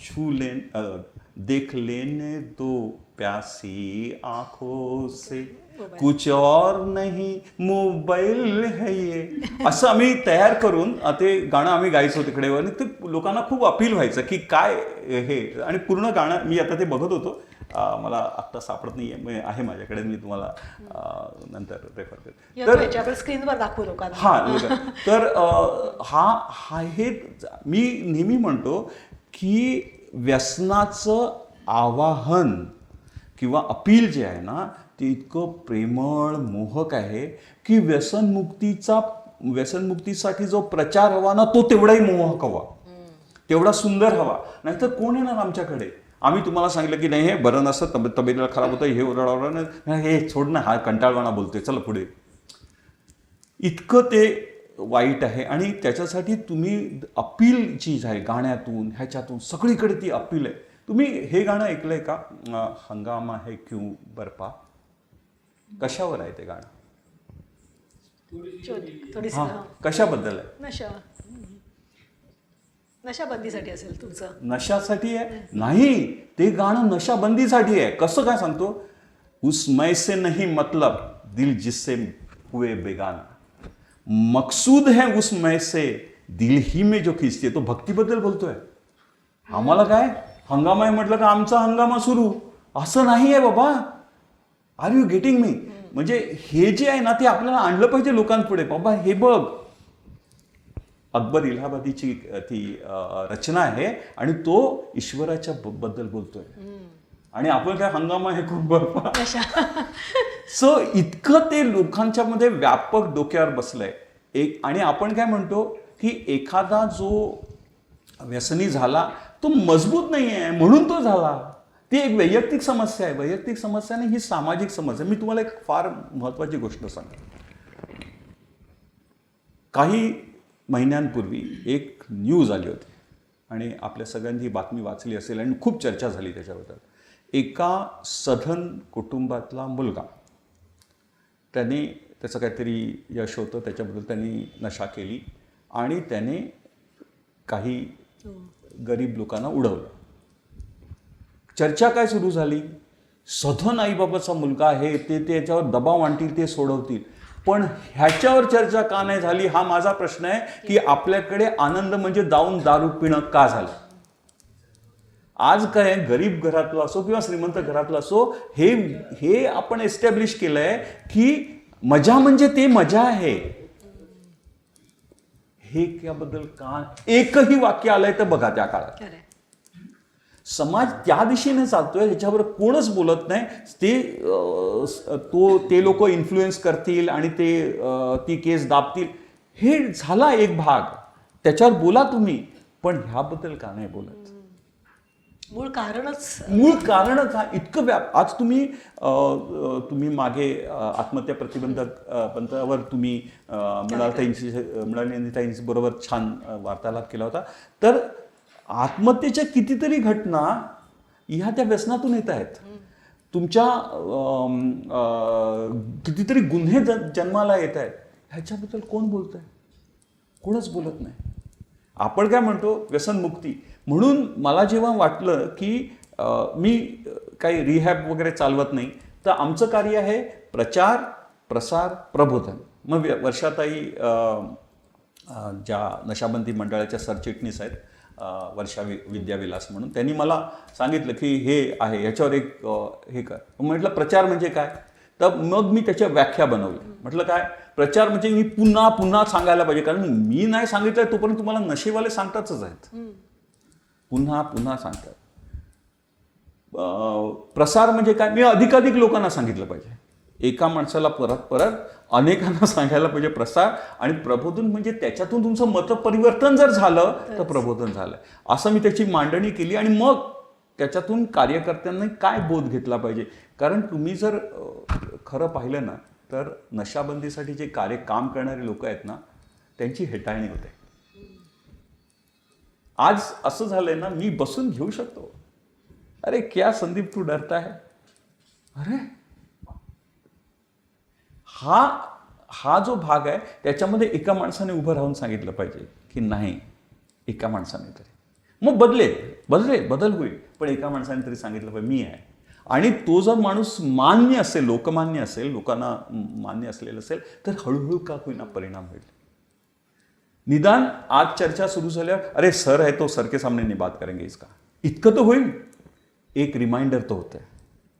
आणि ते मग आम्ही तिथे ते सर्व त्यांनी मला सांगितलं की तुम्ही या आणि कार्यक्रम घ्या. आणि आम्ही पारगावला घेतला होता, वसुधा सरदारांच्या तिकडे फार्म आहे त्याच्यावर घेतला होता कार्यक्रम. तो कार्यक्रम मी घेतला. म्हणजे बरेच वक्ते होते. माझं जे सेशन होतं त्याच्यामध्ये ह्या सगळ्या हेटाळणीमध्ये मनाची ही कशी टिकवावी असा काहीतरी विषय होता. आणि मग त्याची शेवट आम्ही मनशुद्ध तुझं गोष्ट आहे पृथ्वी मुलाची ह्या गाण्यावर केला. आणि ह्या गाण्यावर सर्वांची पावलं थिरकली त्या दिवशी. हा व्हिडिओ आहे फेसबुकवर. आणि माझी रिक्वेस्ट आहे सर्वांनी की लोकांनी जाऊन बघा. माझा फेसबुकबद्दल किंवा सोशल मीडियाबद्दल एक सांगणं लोकांना असं आहे की बऱ्याचदा समाजसेवी संस्था काय म्हणतात की आम्ही ट्रान्सपरंट व्यवहार करतो बाबा, आणि आमचे जे अकाउंट्स आहेत ना आम्ही देतो चॅरिटी कमिशनर, तेवढी ट्रान्सपरन्सी नाही. रोज काय करतो सांग आणि माध्यमात मांड, तर कळेल लोकांना की काय करते तुझी संस्था, रोज काय करते. म्हणजे आपण फक्त पैशाचा व्यवहार अगदी व्यवस्थित करतो आणि मांडतो, पण रोज काय करतो, टाइमपास करतो का रे तू, काय करतो तू, तर मांड. आणि म्हणून मी जेव्हा फेसबुकवर टाका असं सांगतो तेव्हा मला आमच्या संस्थेत पण विरोध झाला. असं नाही, लोक म्हणाले हे काय आपली छायाचित्र काढून टाकायचे नाही, पण हे ॲडिक्शनच झालं की पुन्हा व्यसनच झालं ना मोबाईलचं. म्हणाले की ते म्हणाले की हे म्हणजे आपला स्वतःचा मोठेपणा मानण्यासारखं आहे ना, की तुम्ही असं का करता, आपली फोटो काढून मी काम केलं. त्यावेळेला मी एक बऱ्याच लोकांना ना गद्यात सांगून पटत नाही म्हणून पद्यात सांगितलं होतं.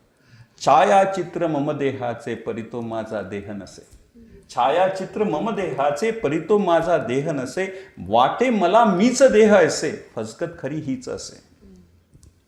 तेव्हा मी ती कवितेतून सांगितलं आणि त्यांना ते पटलं की हे माझ्यासाठी कर्तव्य आहे, हा मी नव्हे, जो फोटो दिसतो तो मी नव्हे, हे जाणवणं हे पहिलं गोष्ट सामाजिक कार्यकर्त्यांनी लक्षात घेतलं पाहिजे. ह्याच्यामुळे मी मोठा होत नाही, मला मांडायचं आहे की हे मी करतोय. व्यसनमुक्तीवर आम्ही ॲडिक्शनच्या ह्याच्यावर जवळजवळ एक 20 कलमी कार्यक्रम काढला. 20 कलमी म्हणजे काय करू शकता. आता तुम्ही पूर्वीची गोष्ट बघा, घरात जेव्हा आई काम करायची तेव्हा सांगायची ये राजा बस, तो मग भाजी निवडायचं हे करायचं, तो माणूस बसायचा.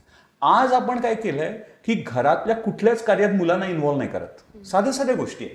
We need to involve them. त्यांना काम द्या, काम द्या. काम देणं हे सर्वात महत्वाचं आहे. आणि मग काम जर तुम्ही देत असाल ना तर मग ते इन्व्हॉल्व होतात आणि त्यांना आवडतं. सुरुवातीच्या काळात त्यांना आवडतं, पण सुरुवातीच्या काळापासून आम्ही नाही रे तू तुझा अभ्यास कर, तू तुझं कर. काय क्या हे शिकणं आहे, ते नाही शिकणं. ते पुस्तकात वाचून ते काय ते पण आता AI तर म्हणतं ती वाचायची गरज नाही. तेच ना, ते भयानक आहे सगळं. हा, ते भयानकबद्दल मी थोडंसं बोलणार आहे नंतर. खूप छान विषय आहे. तर व्हिजिट याचा मुद्दा मगाशी आला होता. हे आम्ही करत असताना व्हिजिट याने त्यांच्या ॲडमिशन नव्हती मिळाली मला कधी, परंतु त्यांच्या प्रोजेक्ट मॅनेजमेंटचं त्यांचं पोस्ट ग्रॅज्युएशन आहे, त्यांचा एक मोठा सोहळा असतो, तिथे चीफ गेस्ट म्हणून मला बोलवलं होतं. त्याच्या आधीचे चीफ गेस्ट नाना पाटेकर होते. तेव्हा मी म्हटलं बाबा रे धन्य झालो की ह्या सोहळ्याला. आणि मग तिथे पण माझा मुद्दा हा होता की आपल्याला काम करण्यासाठी इंजिनियर म्हणून किती संधी आहेत ज्या आपण बघत नाही. म्हणजे आपण असं म्हणतो की नोकरी नाही किंवा हे नाही, त्याच्यात किती संधी आहेत आणि तो काय म्हणतात आराखडा मी मांडण्याचा प्रयत्न केला होता. तर असा हा प्रवास चालू आहे. रोज नवीन प्रश्न आणि रोज पण दीप अर्चन हे असं नाव का ठेवलं मग? दीप अर्चन नाव ठेवण्याच्या मध्ये असं आहे की मी जर कोणाला उजेड दिला ना तर पहिलं मला वाटायला लागतं मी दिलाय बरं का उजेड. तो अहंकार येऊ नये म्हणून पूजेची भावना मनात असावी म्हणून अर्चन, असा तो आमचा विचार आहे की you are giving something to others. It's not great, it is just worship. असं त्यांना गरज आहे म्हणून त्याला गरजूंना प्रकाश दाखवा. येस. आणि ह्याच्यामध्ये अपंगांसाठी काय करताय? हा, अपंगांसाठी मी 2-3 गोष्टी. नाही, का माहितीये का, आमचा हे व्यासपीठ बेसिकली आम्ही अपंगांच्या प्रश्नासाठी केलंय. आता म्हणजे व्यसनमुक्ती म्हणजे हे अतिशय महत्वाचं आहे, कारण व्यसनांमुळे अपंगत्व येतं. ऍक्च्युली काय अपंगत्व म्हणजे डिसेबिलिटी. डिसेबिलिटी म्हणजे काय की अनेबल टू परफॉर्म समथिंग. तुमचं मेंदूच चालणं बंद होतं तेव्हा तुम्ही अंमली पदार्थ किंवा नशेच्या आहारी जातात. तुम्ही एखादी गोष्ट नाही करू शकत, डिसेबिलिटी येते तुमच्या आणि पुढे हँडिकॅपिंग होतं, म्हणजे तुम्ही असाही होतात. तर अशा ह्याच्यासाठी आम्ही हा प्लॅटफॉर्म सुरू केला आणि म्हणून आम्ही म्हटलं की व्यसनमुक्ती हा त्याचा एक भाग आपण घेऊया. 21 अपंगांमध्ये हे येत नाही, पण हे यायला पाहिजे. ह्याच्यापुढे अपंगत्वामध्ये व्यसनाधीन माणूस हे पण असलं पाहिजे असं मला फार वाटतं. कारण त्या माणसाची वाट लागलेली असते, म्हणजे तो अपंगांपेक्षाही त्याची वाईट स्थिती असते. त्याच्यामुळे तर आता तुम्ही अपंगांसाठी म्हणजे खरंच अपंग आहेत त्यांच्यासाठी काय करता? 2-3 कामं आम्ही केली होती. माझ्या आईचं जेव्हा निधन झालं, बऱ्याचदा असं होतं की आपल्या घरात जे वडीलधारी असतात त्यांना आपण वेगवेगळ्या प्रसंगी काही गिफ्ट म्हणून पैसे दिलेले असतात आणि त्यांनाही काही खर्च करायचे मार्ग नसतात, तर त्यांनी ते जमत. तर बरीचशी कॅश होती. आईचं एका डोळ्याचं ऑपरेशन झालं होतं आणि ते सक्सेसफुल नव्हतं झालं, तर मग तिला नेहमी खंत असायची की माझा एका डोळ्याचं. तर आम्ही विचार केला की ही जी कॅश उरलेली आहे तिच्याकडे, तर त्याचा योग्य उपयोग म्हणजे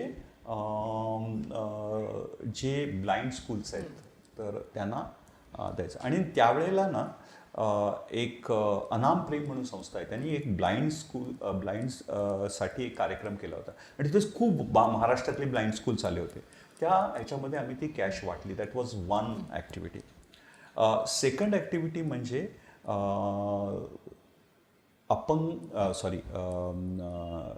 नॅशनल असोसिएशन ऑफ ब्लाइंड्स आहे, त्यांनी आनंद भवन मला वाटतं हां तिथे आम्हाला बोलवलं होतं की करिअर गायडन्स करता येईल का, आणि आमच्यासाठी खूप चॅलेंजिंग होतं.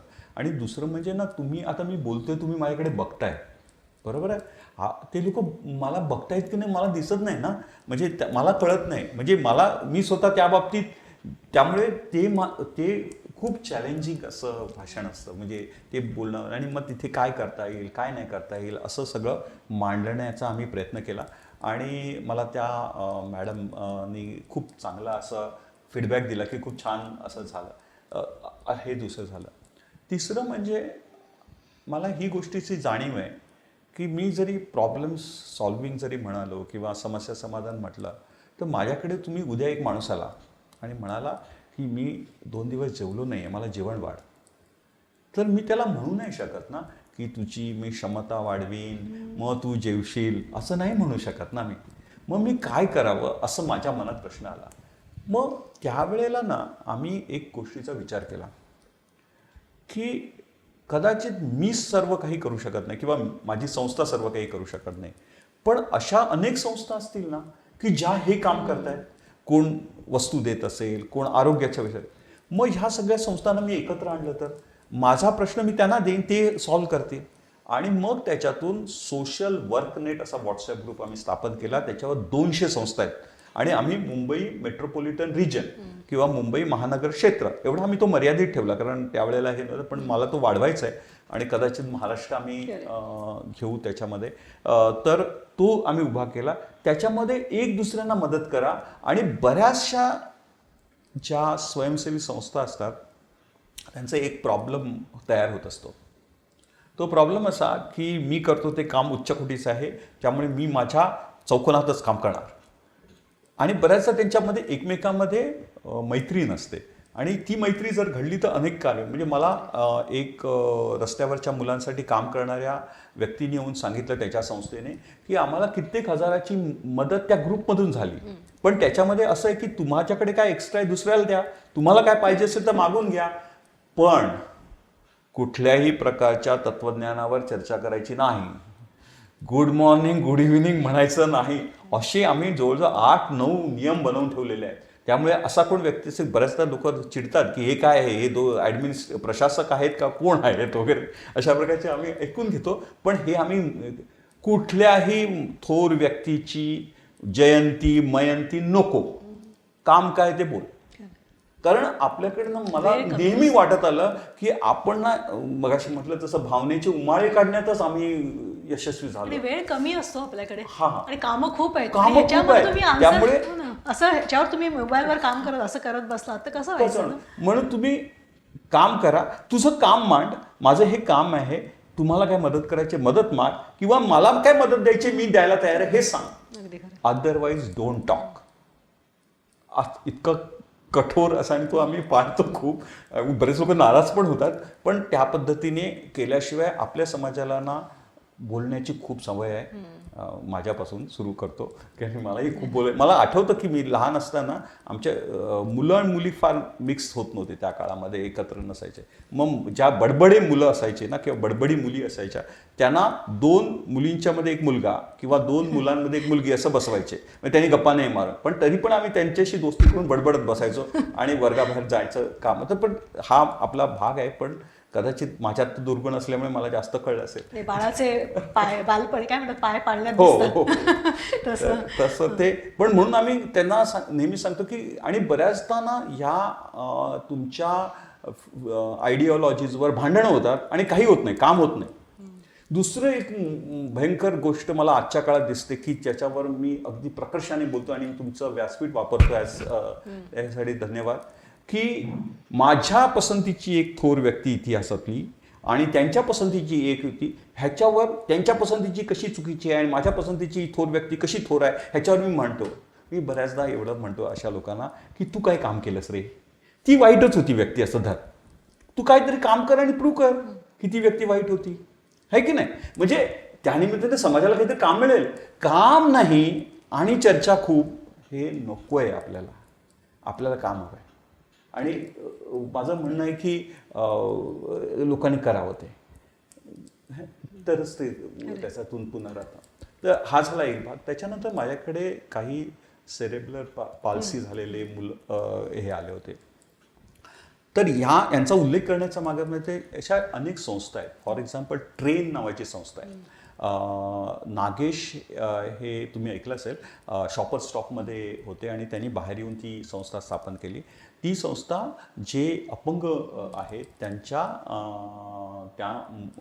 त्यांना नोकरी वगैरे देण्याचा हे करते आणि त्यांना काही ट्रेनिंग्स वगैरे पण देतात. आम्ही अशा संस्थांशी जोडून घेतला. मग काय होतं म्हणजे तुमच्याकडे माणसं आली तर त्यांच्याकडे रेफर करता येतो आणि ते म्हणजे प्रत्येक मदत तुम्ही द्याल असं नाही, पण तुम्ही त्यांना आउटसोर्सिंग किंवा तुम्ही त्याला ऍटलिस्ट कॉन्टॅक्ट द्या किंवा कोणतरी द्या. तसं युथ फॉर जॉब म्हणून पण एक संस्था आहे की ते पण त्यांच्यासाठी काम करतात. मग ह्या संस्था आणि आम्ही काय करतो, आमचे जे मिलिंद आचार्य आहेत ते जाऊन भेटतात आणि अशा लोकांचा नंबर सगळं जमा करून ठेवलेले असतात. मग त्यातून आपण देऊ शकतो, इथे जातो माझ्याकडे नाही मदत होणार पण इथे आहे, इथे नाही इथे जा, आणि मग त्याच्यातून लोकांचं ते काम रिसोर्सफुलनेस ते महत्वाचं ते आम्ही करत राहतो. आणखीनही लोकांनी प्रश्न घेऊन यावेत म्हणजे काय होईल की त्यानिमित्ताने आम्ही नेटवर्क वाढवतो आणि अधिक लोकांना मदत करू. अंमली पदार्थांसाठी पण तुम्ही करता का? अंमली पदार्थांसाठी प्रचार प्रसार प्रबोधनचं काम आहे आणि ते करतो. त्याच्यामध्ये आम्ही एक मला तुम्हाला किस्सा सांगायला आवडेल. एका जे रिहॅब सेंटर्स असतात ना त्यांनी आम्हाला बोलवलं आणि मी म्हटलं की त्यांना काही मन शांत राहण्यासाठी वगैरे मी हे करेन. तुम्ही आत गेल्यानंतर आम्ही दोघं गेलो होतो, ते आम्ही दोघे आत गेल्यानंतर त्यांनी बाहेरून कडी लावली पहिली गोष्ट. त्यामुळे तुम्हाला एक चर्र होतं ना जे मनामध्ये ते होतं. आणि ती माणसं सगळी त्याच्यामध्ये नाही ती नशेत नव्हती, ती व्यवस्थित होती कारण ते रिहॅबच्या आतमध्ये तुम्हाला काहीच नाही मिळणार. तर ती तिथे होती आणि मला एक गोष्ट जाणवली, ही माणसं ना खूप आज्ञाधारक झालेली असतात कारण त्यांना ही गोष्ट जाणवत असते की मला ह्याच्यातून बाहेर यायचं आहे. त्यामुळे असेल खूप आज्ञाधारक म्हणजे माझ्या इथे संस्थेमधले क्लासेस आठवले की जिथे मुलांना शांत करावं लागतं, दाबून ठेवावं लागतं आणि इथे हे अगदी आज्ञाधारक ऐकतात आणि ती आज्ञाधारकता ना अंगावर येणारी असते खूप, असं मला जाणवलं. मला आणखीन एक गोष्ट जाणवली की त्यांनी जेव्हा इंट्रोडक्शन करून दिली ना, प्रत्येकाने ओळख करून दिली, तर ते असं म्हणायचे, मैं संदीप, मैं एक नशाबाज हूं.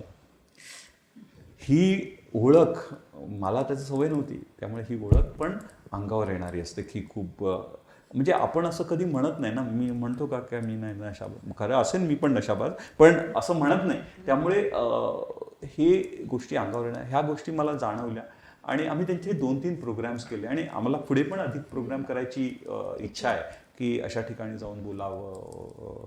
मला तुरुंगातल्या कैद्यांसाठी पण त्याच्यासाठी मी 2दा कारागृह अधीक्षकांना अप्रोच झालो, पण अजून ते झालेलं नाही, पण मला ते करायचंय. मला असं वाटतं की समाजातला जो वर्ग उपेक्षित आहे ना त्यांच्यासाठी केलं. आणि उपेक्षित म्हणजे काही लोक प्रस्थापित उपेक्षित आहेत, तशी त्यांच्याबद्दल मला नाही म्हणायचं, पण जे खरोखरचे उपेक्षित म्हणजे मी जेव्हा मला PhD करायचं होतं तेव्हा मी विचार केला की मी कोणावर करू. तर मला असं वाटलं की आपल्या वर्गात, आपल्या देशातला रिक्षा ड्रायव्हर्स हा वर्ग म्हणजे किंवा आपल्या मुंबईमधला हा खूप उपेक्षित आहे. म्हणजे आपण काय म्हणतो, अरे भाडं नाकारतो त्याला पोलिसात दिला पाहिजे, त्याचा नंबर इन्फॉर्म करा किंवा काही भांडणं करतो आपण, पण त्यांची परिस्थिती काय असते हे मला का करतो असं वेगळी. एखादा व्यक्ती वाईट वागतो तर का वागतो ह्याचा विचार करणं म्हणजे समानुभूती आहे. आपण म्हणतो समानुभूती चर्चा खूप करतो, पण ही समानुभूती वाईटातला वाईट माणूस वाईट का वागतो हे समजून घेणं, तर ते करावं असं मला वाटलं आणि मी त्या दृष्टीने केलं. मला खूप गोष्टी जाणवल्या की त्याच्यामध्ये एक प्रश्न होता की तुमचं घर म्हणजे आपण जनरल घर किती आहे, मोठं आहे वगैरे. एकाने मला सांगितलं माझं घर 5 बाय 5 फूटचं आहे, म्हणजे पाय घराबाहेर राहत असतील झोपताना. आपण ह्याचा विचारच नाही केला आहे. एकाने मला सांगितलं रिक्षा ड्रायव्हरने, मी माझं घर रिक्षाच आहे, मला घर नाही आहे दुसरं. ह्याचं आपण काय म्हणतो, मला स्टेशनला जायचं, तू मला हे कसं काय करतोस. पण दुसरी गोष्ट, मी काही युनियन लिडर्सना अप्रोच झालो कारण सर्व्हे करायचा तुम्हाला इतकी मन आहे. मला दुसरी गोष्ट जाणवली की युनियन लिडरचा रिक्षावाल्यांची काही ताळमेळ नाही आहे. ते म्हणाले सर आम्हालाच कधी स्ट्राईक करायचं असेल तर त्यांना घेऊन यायला खूप कष्ट करायला लागतात, तुमचं बघा, आमच्याशी काही हे नाही. म्हणजे हे जे गोष्टी आहेत ना, ह्या वेगळ्या प्रकारे आपल्याला जाणवायला लागतात की काय समस्या कुठे आहेत, रिअल कुठे आहेत, आपण तिथे बघितलंच नाही आहे. आपण वरवरचं बघून हां हे असं, म्हणजे मला तो तसा दिसतो, पण तो तसा दिसतो ह्याच्यामागे काय. आणि हल्ली काय होतं माहिती आहे का, कारण मी माझं ऑब्झर्वेशन सांगते की ते मावा खातात. हं? आता हे मावा पुष्कळ लोक खातात आणि थुकतात. आता एक मी शिक्षिका आहे, त्यामुळे माझं आणि हे अतिशय चुकीची गोष्ट आहे. एक तर थुकणं ही अतिशय चुकीची गोष्ट आहे आणि दुसरं मावा खाणं हे त्याच्यावर अति चुकीचं आहे. तर मी त्यांना सांगताना ते म्हणाले की मॅडम हम दिन रात काम करते, हमको थकान आती है. दिन रात तुम्ही का काम करता? घर में पैसा भेजना है, बहन की शादी करणे. आता एवढं सगळं समस्या तुम्हाला जेव्हा सांगतात तेव्हा कुठेतरी तुम्हाला वाटतं की अरे हे मुख्य कारण आहे की तिकडे गरिबी आहे, दिवसेंदिवस तो काम करतोय, त्याला ते मावा आहे, त्याला एक तर्री येते त्याला, आणि त्याला हे सगळं विसर पडतो.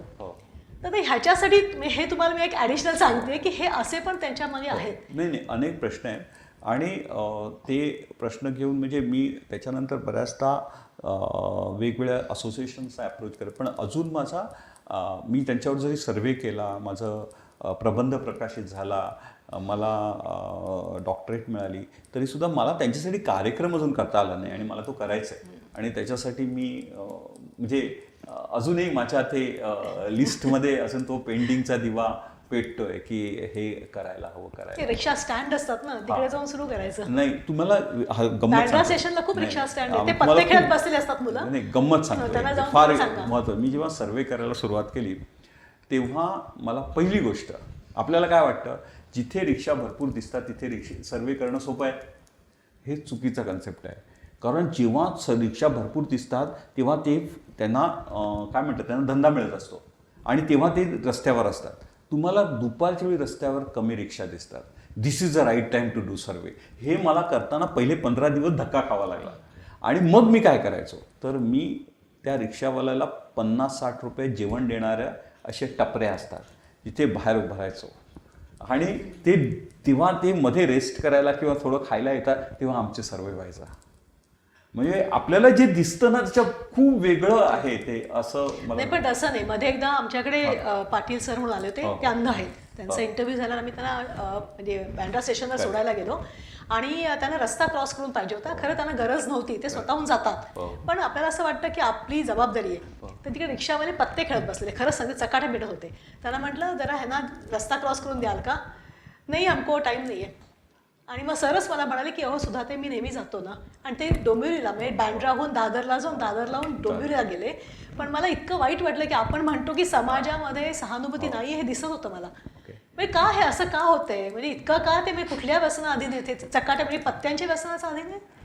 आपल्याला ना ह्याच्यासाठी ना एक मोठा मूलभूत विषयाला तुम्ही हात घातला. नाही, तुम्ही खरंच ह्याच्यासाठी काहीतरी काम करा. भविष्यामध्ये हे पत्ते खाणारी माणसं असतात, ह्याच्यासाठी काहीतरी करायला पाहिजे. याच्यामध्ये 2-3 गोष्टी आहेत. आपल्या आयुष्यामध्ये भौतिक गरजा आहेत आणि त्या गरजा भौतिक सुविधेने पुऱ्या होतात. अन्न आहे, काय आहे, जे काय. परंतु भौतिक सुविधा आणि माझ्या भौतिक गरजांना एक मर्यादा आहेत, बरोबर. मला तुम्ही 1.5 लिटरच्या वर जेवण दिलं तर मी जेवू शकत नाही. Reference Jagannath Dikshit, right. 1.5 लिटरच्या वर जेवण दिलं तर मी जेवू शकत नाही, बरोबर आहे. म्हणजे मला किती गोष्ट आवडली तरी मी पुन्हा पुन्हा खाऊ शकत नाही. सो भौतिक गोष्टी ना, माझ्या नातेसंबंध जे आहेत ते मलासाठी महत्त्वाचे आहेत. बऱ्याचदा नातेसंबंधामध्ये जी गल्लत होते ती मी भौतिक सुविधाने भरून काढायचा प्रयत्न करतो. म्हणजे मला ही गोष्टीची समज पाहिजे की नातेसंबंध माझ्या जीवनात किती महत्त्वाचे, भौतिक सुविधा किती महत्त्वाच्या, ह्याची गल्लत होते. म्हणजे ह्या दोघांसाठी मला एक योग्य समज हवी. म्हणजे आता 3 गोष्टी पकडल्या आपण, योग्य समज, नातेसंबंध आणि भौतिक गरजा. ह्या 3 गोष्टीपुरते आपलं आयुष्य फिरत आहे. आता नातेसंबंध जेव्हा मी म्हणतो तेव्हा नातेसंबंधामध्ये कोणाकोणाबरोबर नातेसंबंध एक माझे शरीर आणि मी जो कोण वेगळा आहे त्याच्यामध्ये, त्या दोघांबद्दल नातेसंबंध. मी आणि माझं कुटुंब याच्यातला नातेसंबंध, मी आणि माझा समाज याचा नातेसंबंध, मी आणि हे विश्व याच्यातला नातेसंबंध. आता ह्याच्यातले मी आणि शरीर ह्याच्यामध्ये 2 गोष्टी घेऊया. माझी जी गरज, माझ्या ज्या मी जो आहे, जो शरीराच्या ज्या गरजा आहेत त्या नक्की आहेत, पूर्ण आहे. माझ्यामध्ये काय होतं आहे, 3 गोष्टी येतात. एक इच्छा, दुसरं विचार आणि तिसरं म्हणजे अपेक्षा. इच्छा, विचार, अपेक्षा या माझ्या कल्पनेचा भाग आहे. राईट. आता ही जी कल्पना आहे ती कल्पना कशावर पोचली जाते, तर मला माझं जे प्री कंडिशनिंग झालं आहे किंवा माझ्यावर जे संस्कार झाले त्याच्यावर ही कल्पना पोचली आहे. काय? इच्छा, विचार आणि अपेक्षा ह्या माझ्या दुसरं गोष्टीवर पोचली जाते, ते म्हणजे माझ्या सेन्सेशन्स. काही गोष्टी केल्यानंतर मला खूप छान सेन्सेशन्स येतात म्हणून मला त्या कराव्याशा वाटतात, ह्याच्यावर पोचली जाते. आणि तिसरं गोष्ट, नॅचरली नैसर्गिकरित्या मी कशाचा स्वीकार करतो. ह्या ज्या 2 गोष्टी नसल्या तर ती नैसर्गिक स्वीकार ही माझी ओरिजिनॅलिटी आहे. पण माझ्यावर काय संस्कार आणि सेन्सेशन्स, संवेदना सुखांवर आणि पूर्वसंस्कार. आणि मग जेव्हा पूर्वसंस्कार आणि हे होतं तेव्हा माझी इमॅजिनेशन बदलायला लागते. मी वेगळ्याच गोष्टींसाठी लढतो.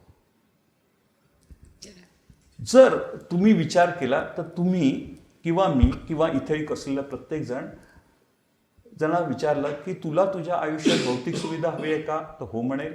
समृद्धी हवी आहे का, हो म्हणेल. मग समृद्धी म्हणजे काय? भौतिक सुविधापेक्षा किंचित जास्त मिळणं म्हणजे समृद्धी आहे. पण सुख अनंत हवंय, आनंद अनंत हवाय. पण जेव्हा मी तो अनंत भौतिक सुविधेत करतो तर मला 10 कोटीचा भ्रष्टाचार करून समाधान नाही होत, 100 कोटीचा केला तरी समाधान नाही, 1000 कोटीचा केला तरी समाधान नाही होत. नाही, कारण मी काय केलंय, इकडे आणलं.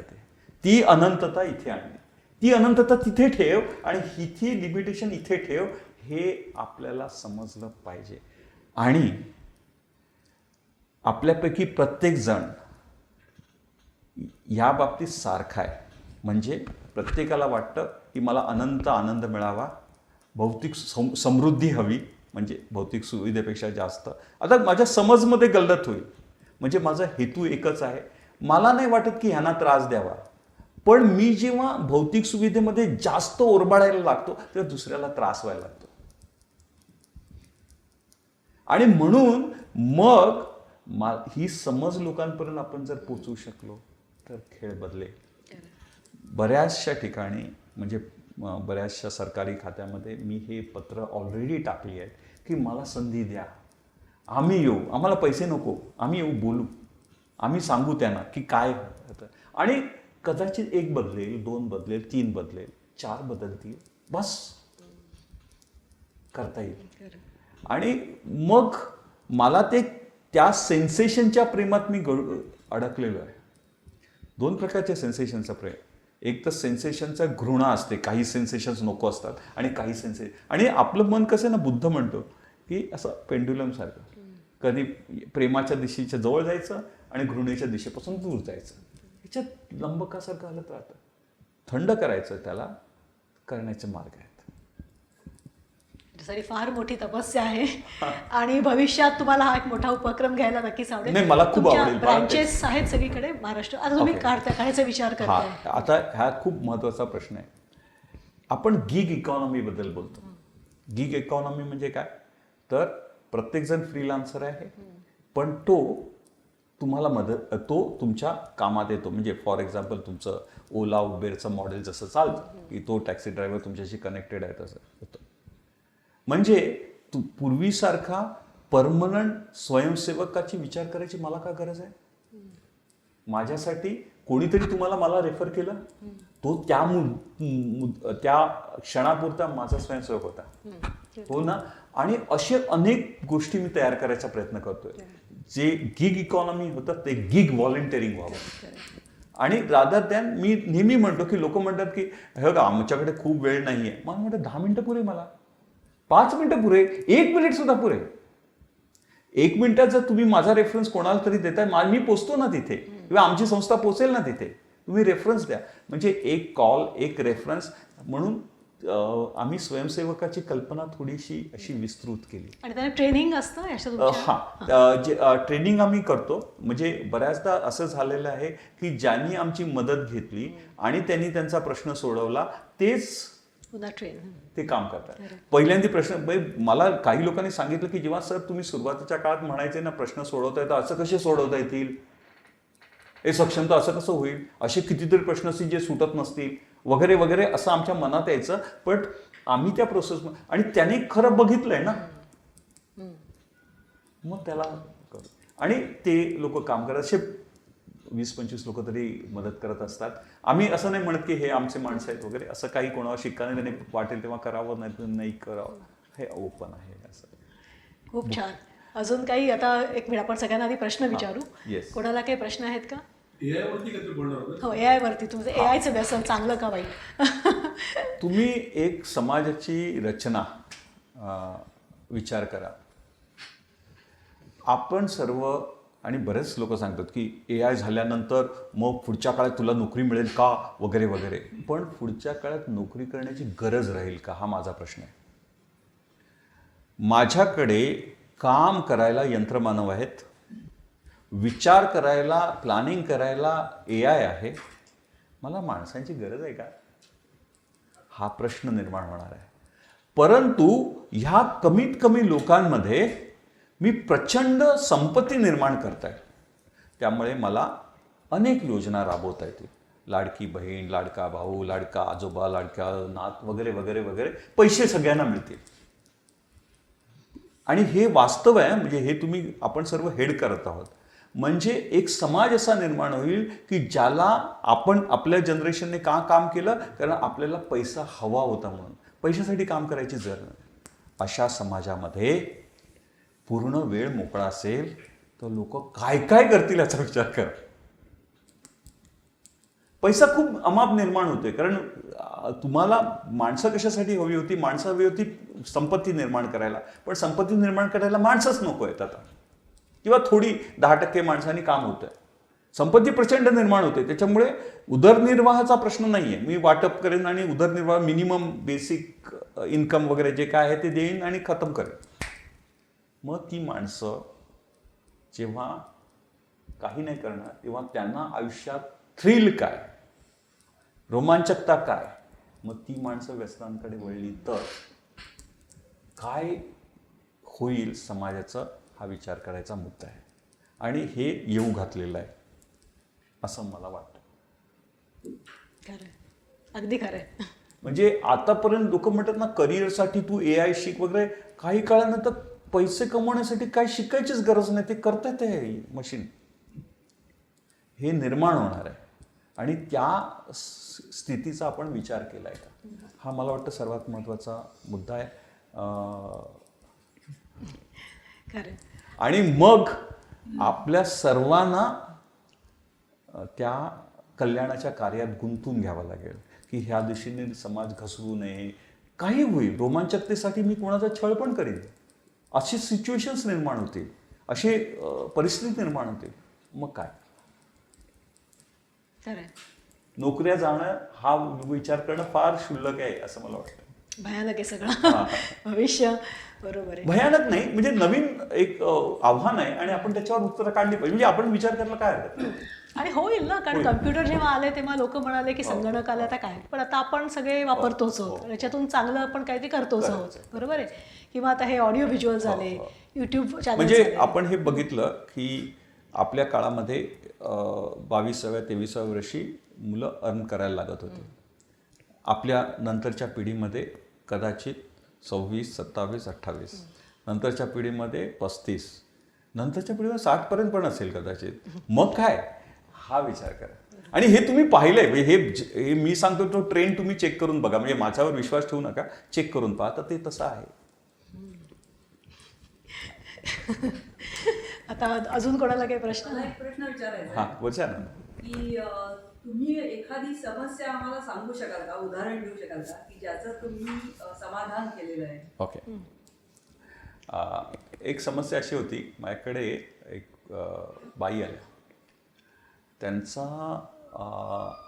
आणि त्यांच्या नवऱ्याचा मिळून इंटिरियर डेकोरेशनचा व्यवसाय होता.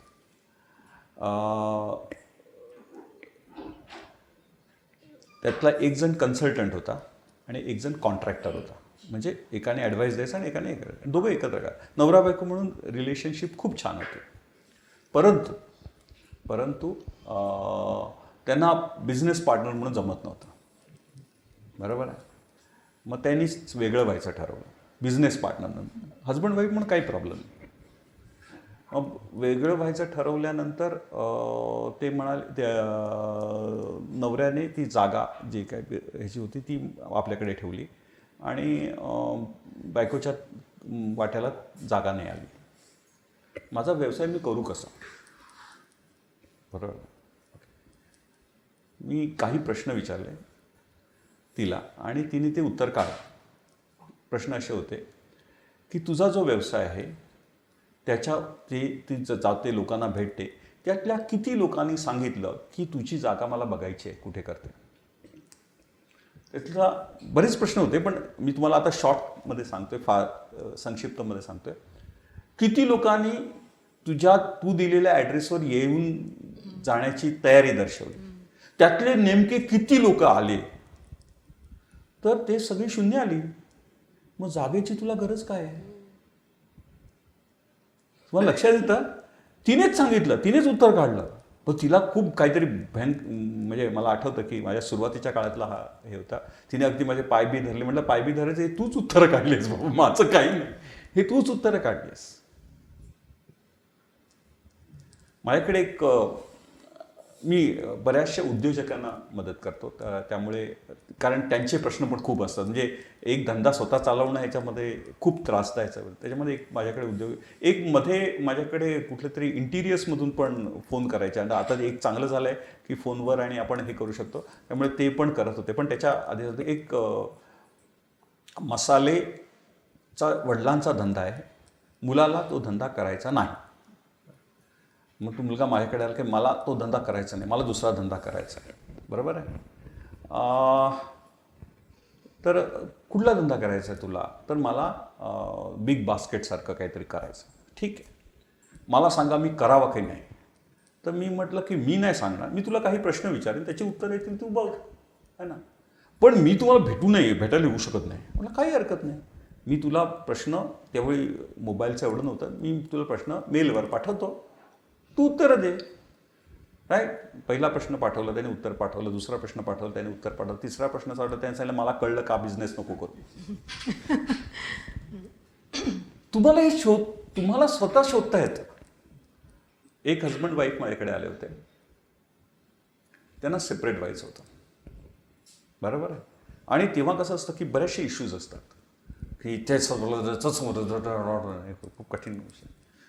माझा प्रश्न एवढाच होता की तू फॉरगेट हे तुम्ही तोडलं तर तुमचं नंतरचं जीवनाची उद्दिष्ट काय ती मांडा आणि ते तुम्ही कशा रीतीने फुलफिल करा. म्हणजे हा तोडणं हा विषय नाही आहे. विषय काय आहे, मला माझ्या जीवनात हे करायचं, त्याच्यात हे रिलेशन आडवं येतं. बरोबर आहे, मांडा. आणि मग त्यांनी ते मांडल्यानंतर त्यांना लक्षात आलं की ठेवायचं रिलेशन की नाही ठेवायचं. प्रत्येक वेळी उत्तर समोरच्या माणसाने काढलं, मी दिलेलं नाही. आणि तुम्हाला खूप असं सांगतात की सर तुम्हाला ते इतके तुम्ही प्रश्न सोडवले, तुम्ही सांगा. पण ते त्याच्यात मोहात यायचं नाही कधी.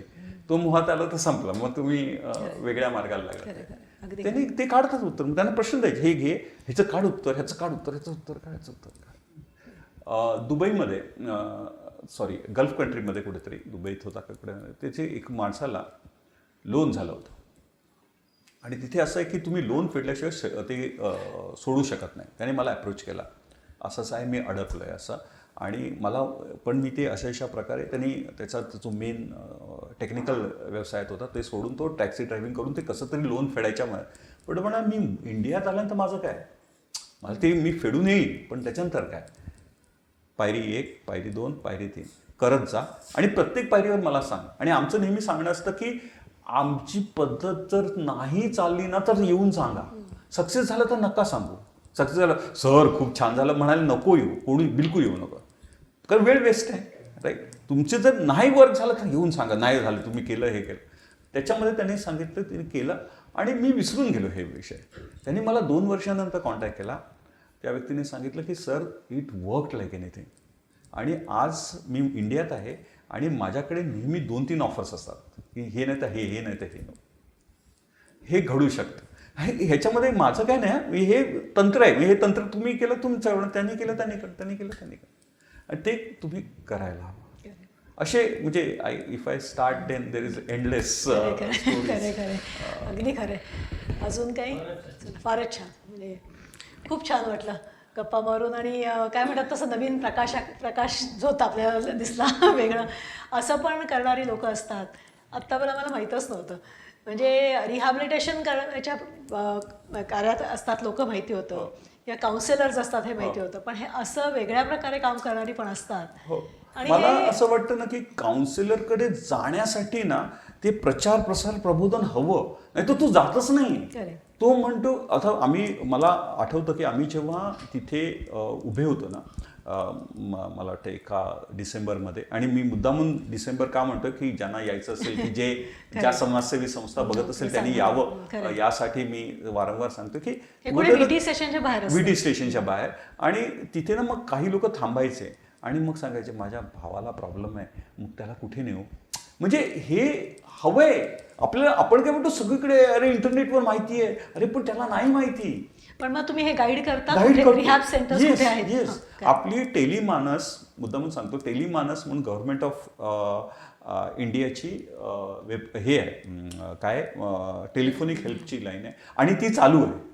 हे महत्त्वाचं. आणि तुम्ही मला सांगितलं की तुम्हाला सांगावं लागेल म्हणून मी मुद्दामून फोन केला की आहे का चालू बाबा, तर चालू आहे आणि तिथे तुम्हाला माहिती मिळते. त्याच्या व्यतिरिक्त आपलं KM हॉस्पिटल आहे, त्याचा जो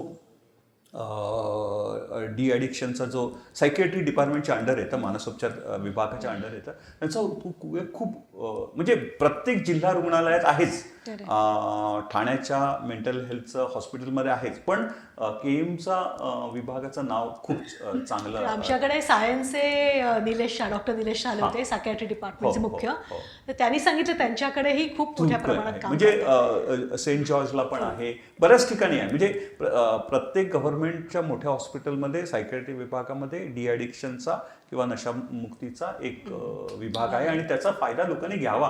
कारण इतर काही करून म्हणजे एक काय म्हणतात विज्ञानात्मक असा त्याचा मार्ग आहे, तो घेणं अधिक चांगलं आहे. चला मस्त, छान, खूप गप्पा छान झाल्या. आता संध्याकाळी जेव्हा घरी जाऊन मी आता उशीर झाले, दिवे लागणी झाली आहे, पण उद्यापासून जेव्हा दीपज्योती नमस्तुते म्हणेन तेव्हा दीप अर्चनची नक्की आठवण येईल. आणि सगळ्यांनी ती कायम ठेवा असं मला वाटतंय. कारण या छोट्या छोट्या गोष्टी असतात आणि काय म्हणतात छोट्या छोट्या ह्याचाच मोठा पर्वत होऊ शकतो. त्याच्यामध्ये आणखीन एक मुद्दा मी कदाचित मिस आउट केला की आपण कशा रीतीने लोकांपर्यंत पोचू शकतो. तर मगाशी सरांशी चर्चा करताना आमच्या गोरेगावमध्ये एक कवितांगण म्हणून कार्यक्रम होता, राईट. प्रशांत दळवी म्हणून एक जर्नलिस्ट आहे, ते त्यांच्या पुढाकाराने होतं. आता मी कवी नाही, पूर्ण प्रश्न, पण आम्हाला आमचं कार्य तर लोकांपर्यंत पोचवायचं आहे. कार्य पोचवण्यामध्ये आपल्याला आपली जाहिरात व्हावी हा उद्देश नाही. कार्य ह्याच्यासाठी की लोकांनी यावं आपल्याकडे, नाही तर तुम्ही मदत कशी करणार, कोणाला करणार. मग आम्ही काय केलं की कविता करायला सुरुवात केली आणि आम्ही त्या कविता तिथे मांडतो. तर तुमची परवानगी असेल तर एक कविता मी म्हणू शकतो. तर नक्कीच. आणि त्याच्यातून म्हणजे ही आपली समारोपाची कविता हो, असेल. समारोपाची. दीप अर्चन कवितेचं नाव आहे. कविता नव्हे निस्वार्थ समाजकार्य आहे, असहाय्यता निर्मूलनाचा ध्येय प्रवास आहे. छायेत समस्यांच्या जेव्हा मन अस्वस्थ, सापडे समाधान दीप अर्चनकडे स्पष्ट. सेवा विनामूल्य देऊ साऱ्यांना केलेली, योगदान इच्छेनुसार रीत हीच ठरलेली. देण्या सामना व मात स्वाध्याय कसरती, बिकॉज वी गिव्ह एक्झरसाइजेस ना. देण्या सामना व मात स्वाध्याय कसरती, धडे व्यवस्थापनाचे सरावातून शिकवते. कृती सतत विशिष्ट जागवते सर्जक मन, साकारता सक्षमता सुट्टी प्रश्न चटकन. नातेसंबंध प्रतिष्ठा अर्थसंपत्ती आदी प्रश्न, शिक्षण नोकरी धंदा व्यवसाय पेच गहन. युवा प्रौढ वृद्ध व्यक्ती संस्था प्रश्नार्थी. आणि आमच्याकडे बऱ्याच संस्था सुद्धा आहेत व्यक्तीच्या पलीकडे, कारण त्यांचेही प्रश्न असतात. राईट. युवा प्रौढ वृद्ध व्यक्ती संस्था प्रश्नार्थी सामाजिक सेवेचे सारे संभाव्य लाभार्थी. ज्ञानप्रकाश गरजूला उद्दिष्टे असे अनन्य. ज्ञानप्रकाश गरजूला उद्दिष्ट असे अनन्य. मानसिक तणावमुक्तीस देती प्राधान्य. बनती मार्गदर्शक गरजवंताचे या सत्कार्यात. बनती मार्गदर्शक गरजवंतांचे या सत्कार्यात जोडती संस्था सेवक सामाजिक माध्यमात. वाढे अधिकाधिक सेवा आहे हेच ध्येय. वाढे अधिकाधिक सेवा आहे हेच ध्येय. मदत प्रत्येक गरजूला आहे हेच भव्य. होऊ सहाय्यक स्वयंसेवक वा लाभार्थी. आणि आम्ही हे आवाहन करतोय इतरांनी यावं. आणि आम्ही तुमच्या ठिकाणी जाऊन आम्ही ट्रेन करू. आमचं नाव लावायची गरज नाही, तुम्ही तुमचं करत राहा आणि ते वाढवा. होऊ सहाय्यक स्वयंसेवक वा लाभार्थी. चालूया एकत्र समस्या समाधान सुपंथी. उजेड विवेकाचा गरजूला. उजेड विवेकाचा गरजूला पूजा हीच खरी. होऊ शके सहाय्य करता प्रत्येक कोणातरी. होऊ शके सहाय्य करता प्रत्येक कोणातरी. क्या बात आहे. एकमेका करू सहाय्य अवघे धरू सुपंथ. Yes, yes. ह्याच्यापेक्षा अजून काय. नमस्कार. नमस्ते.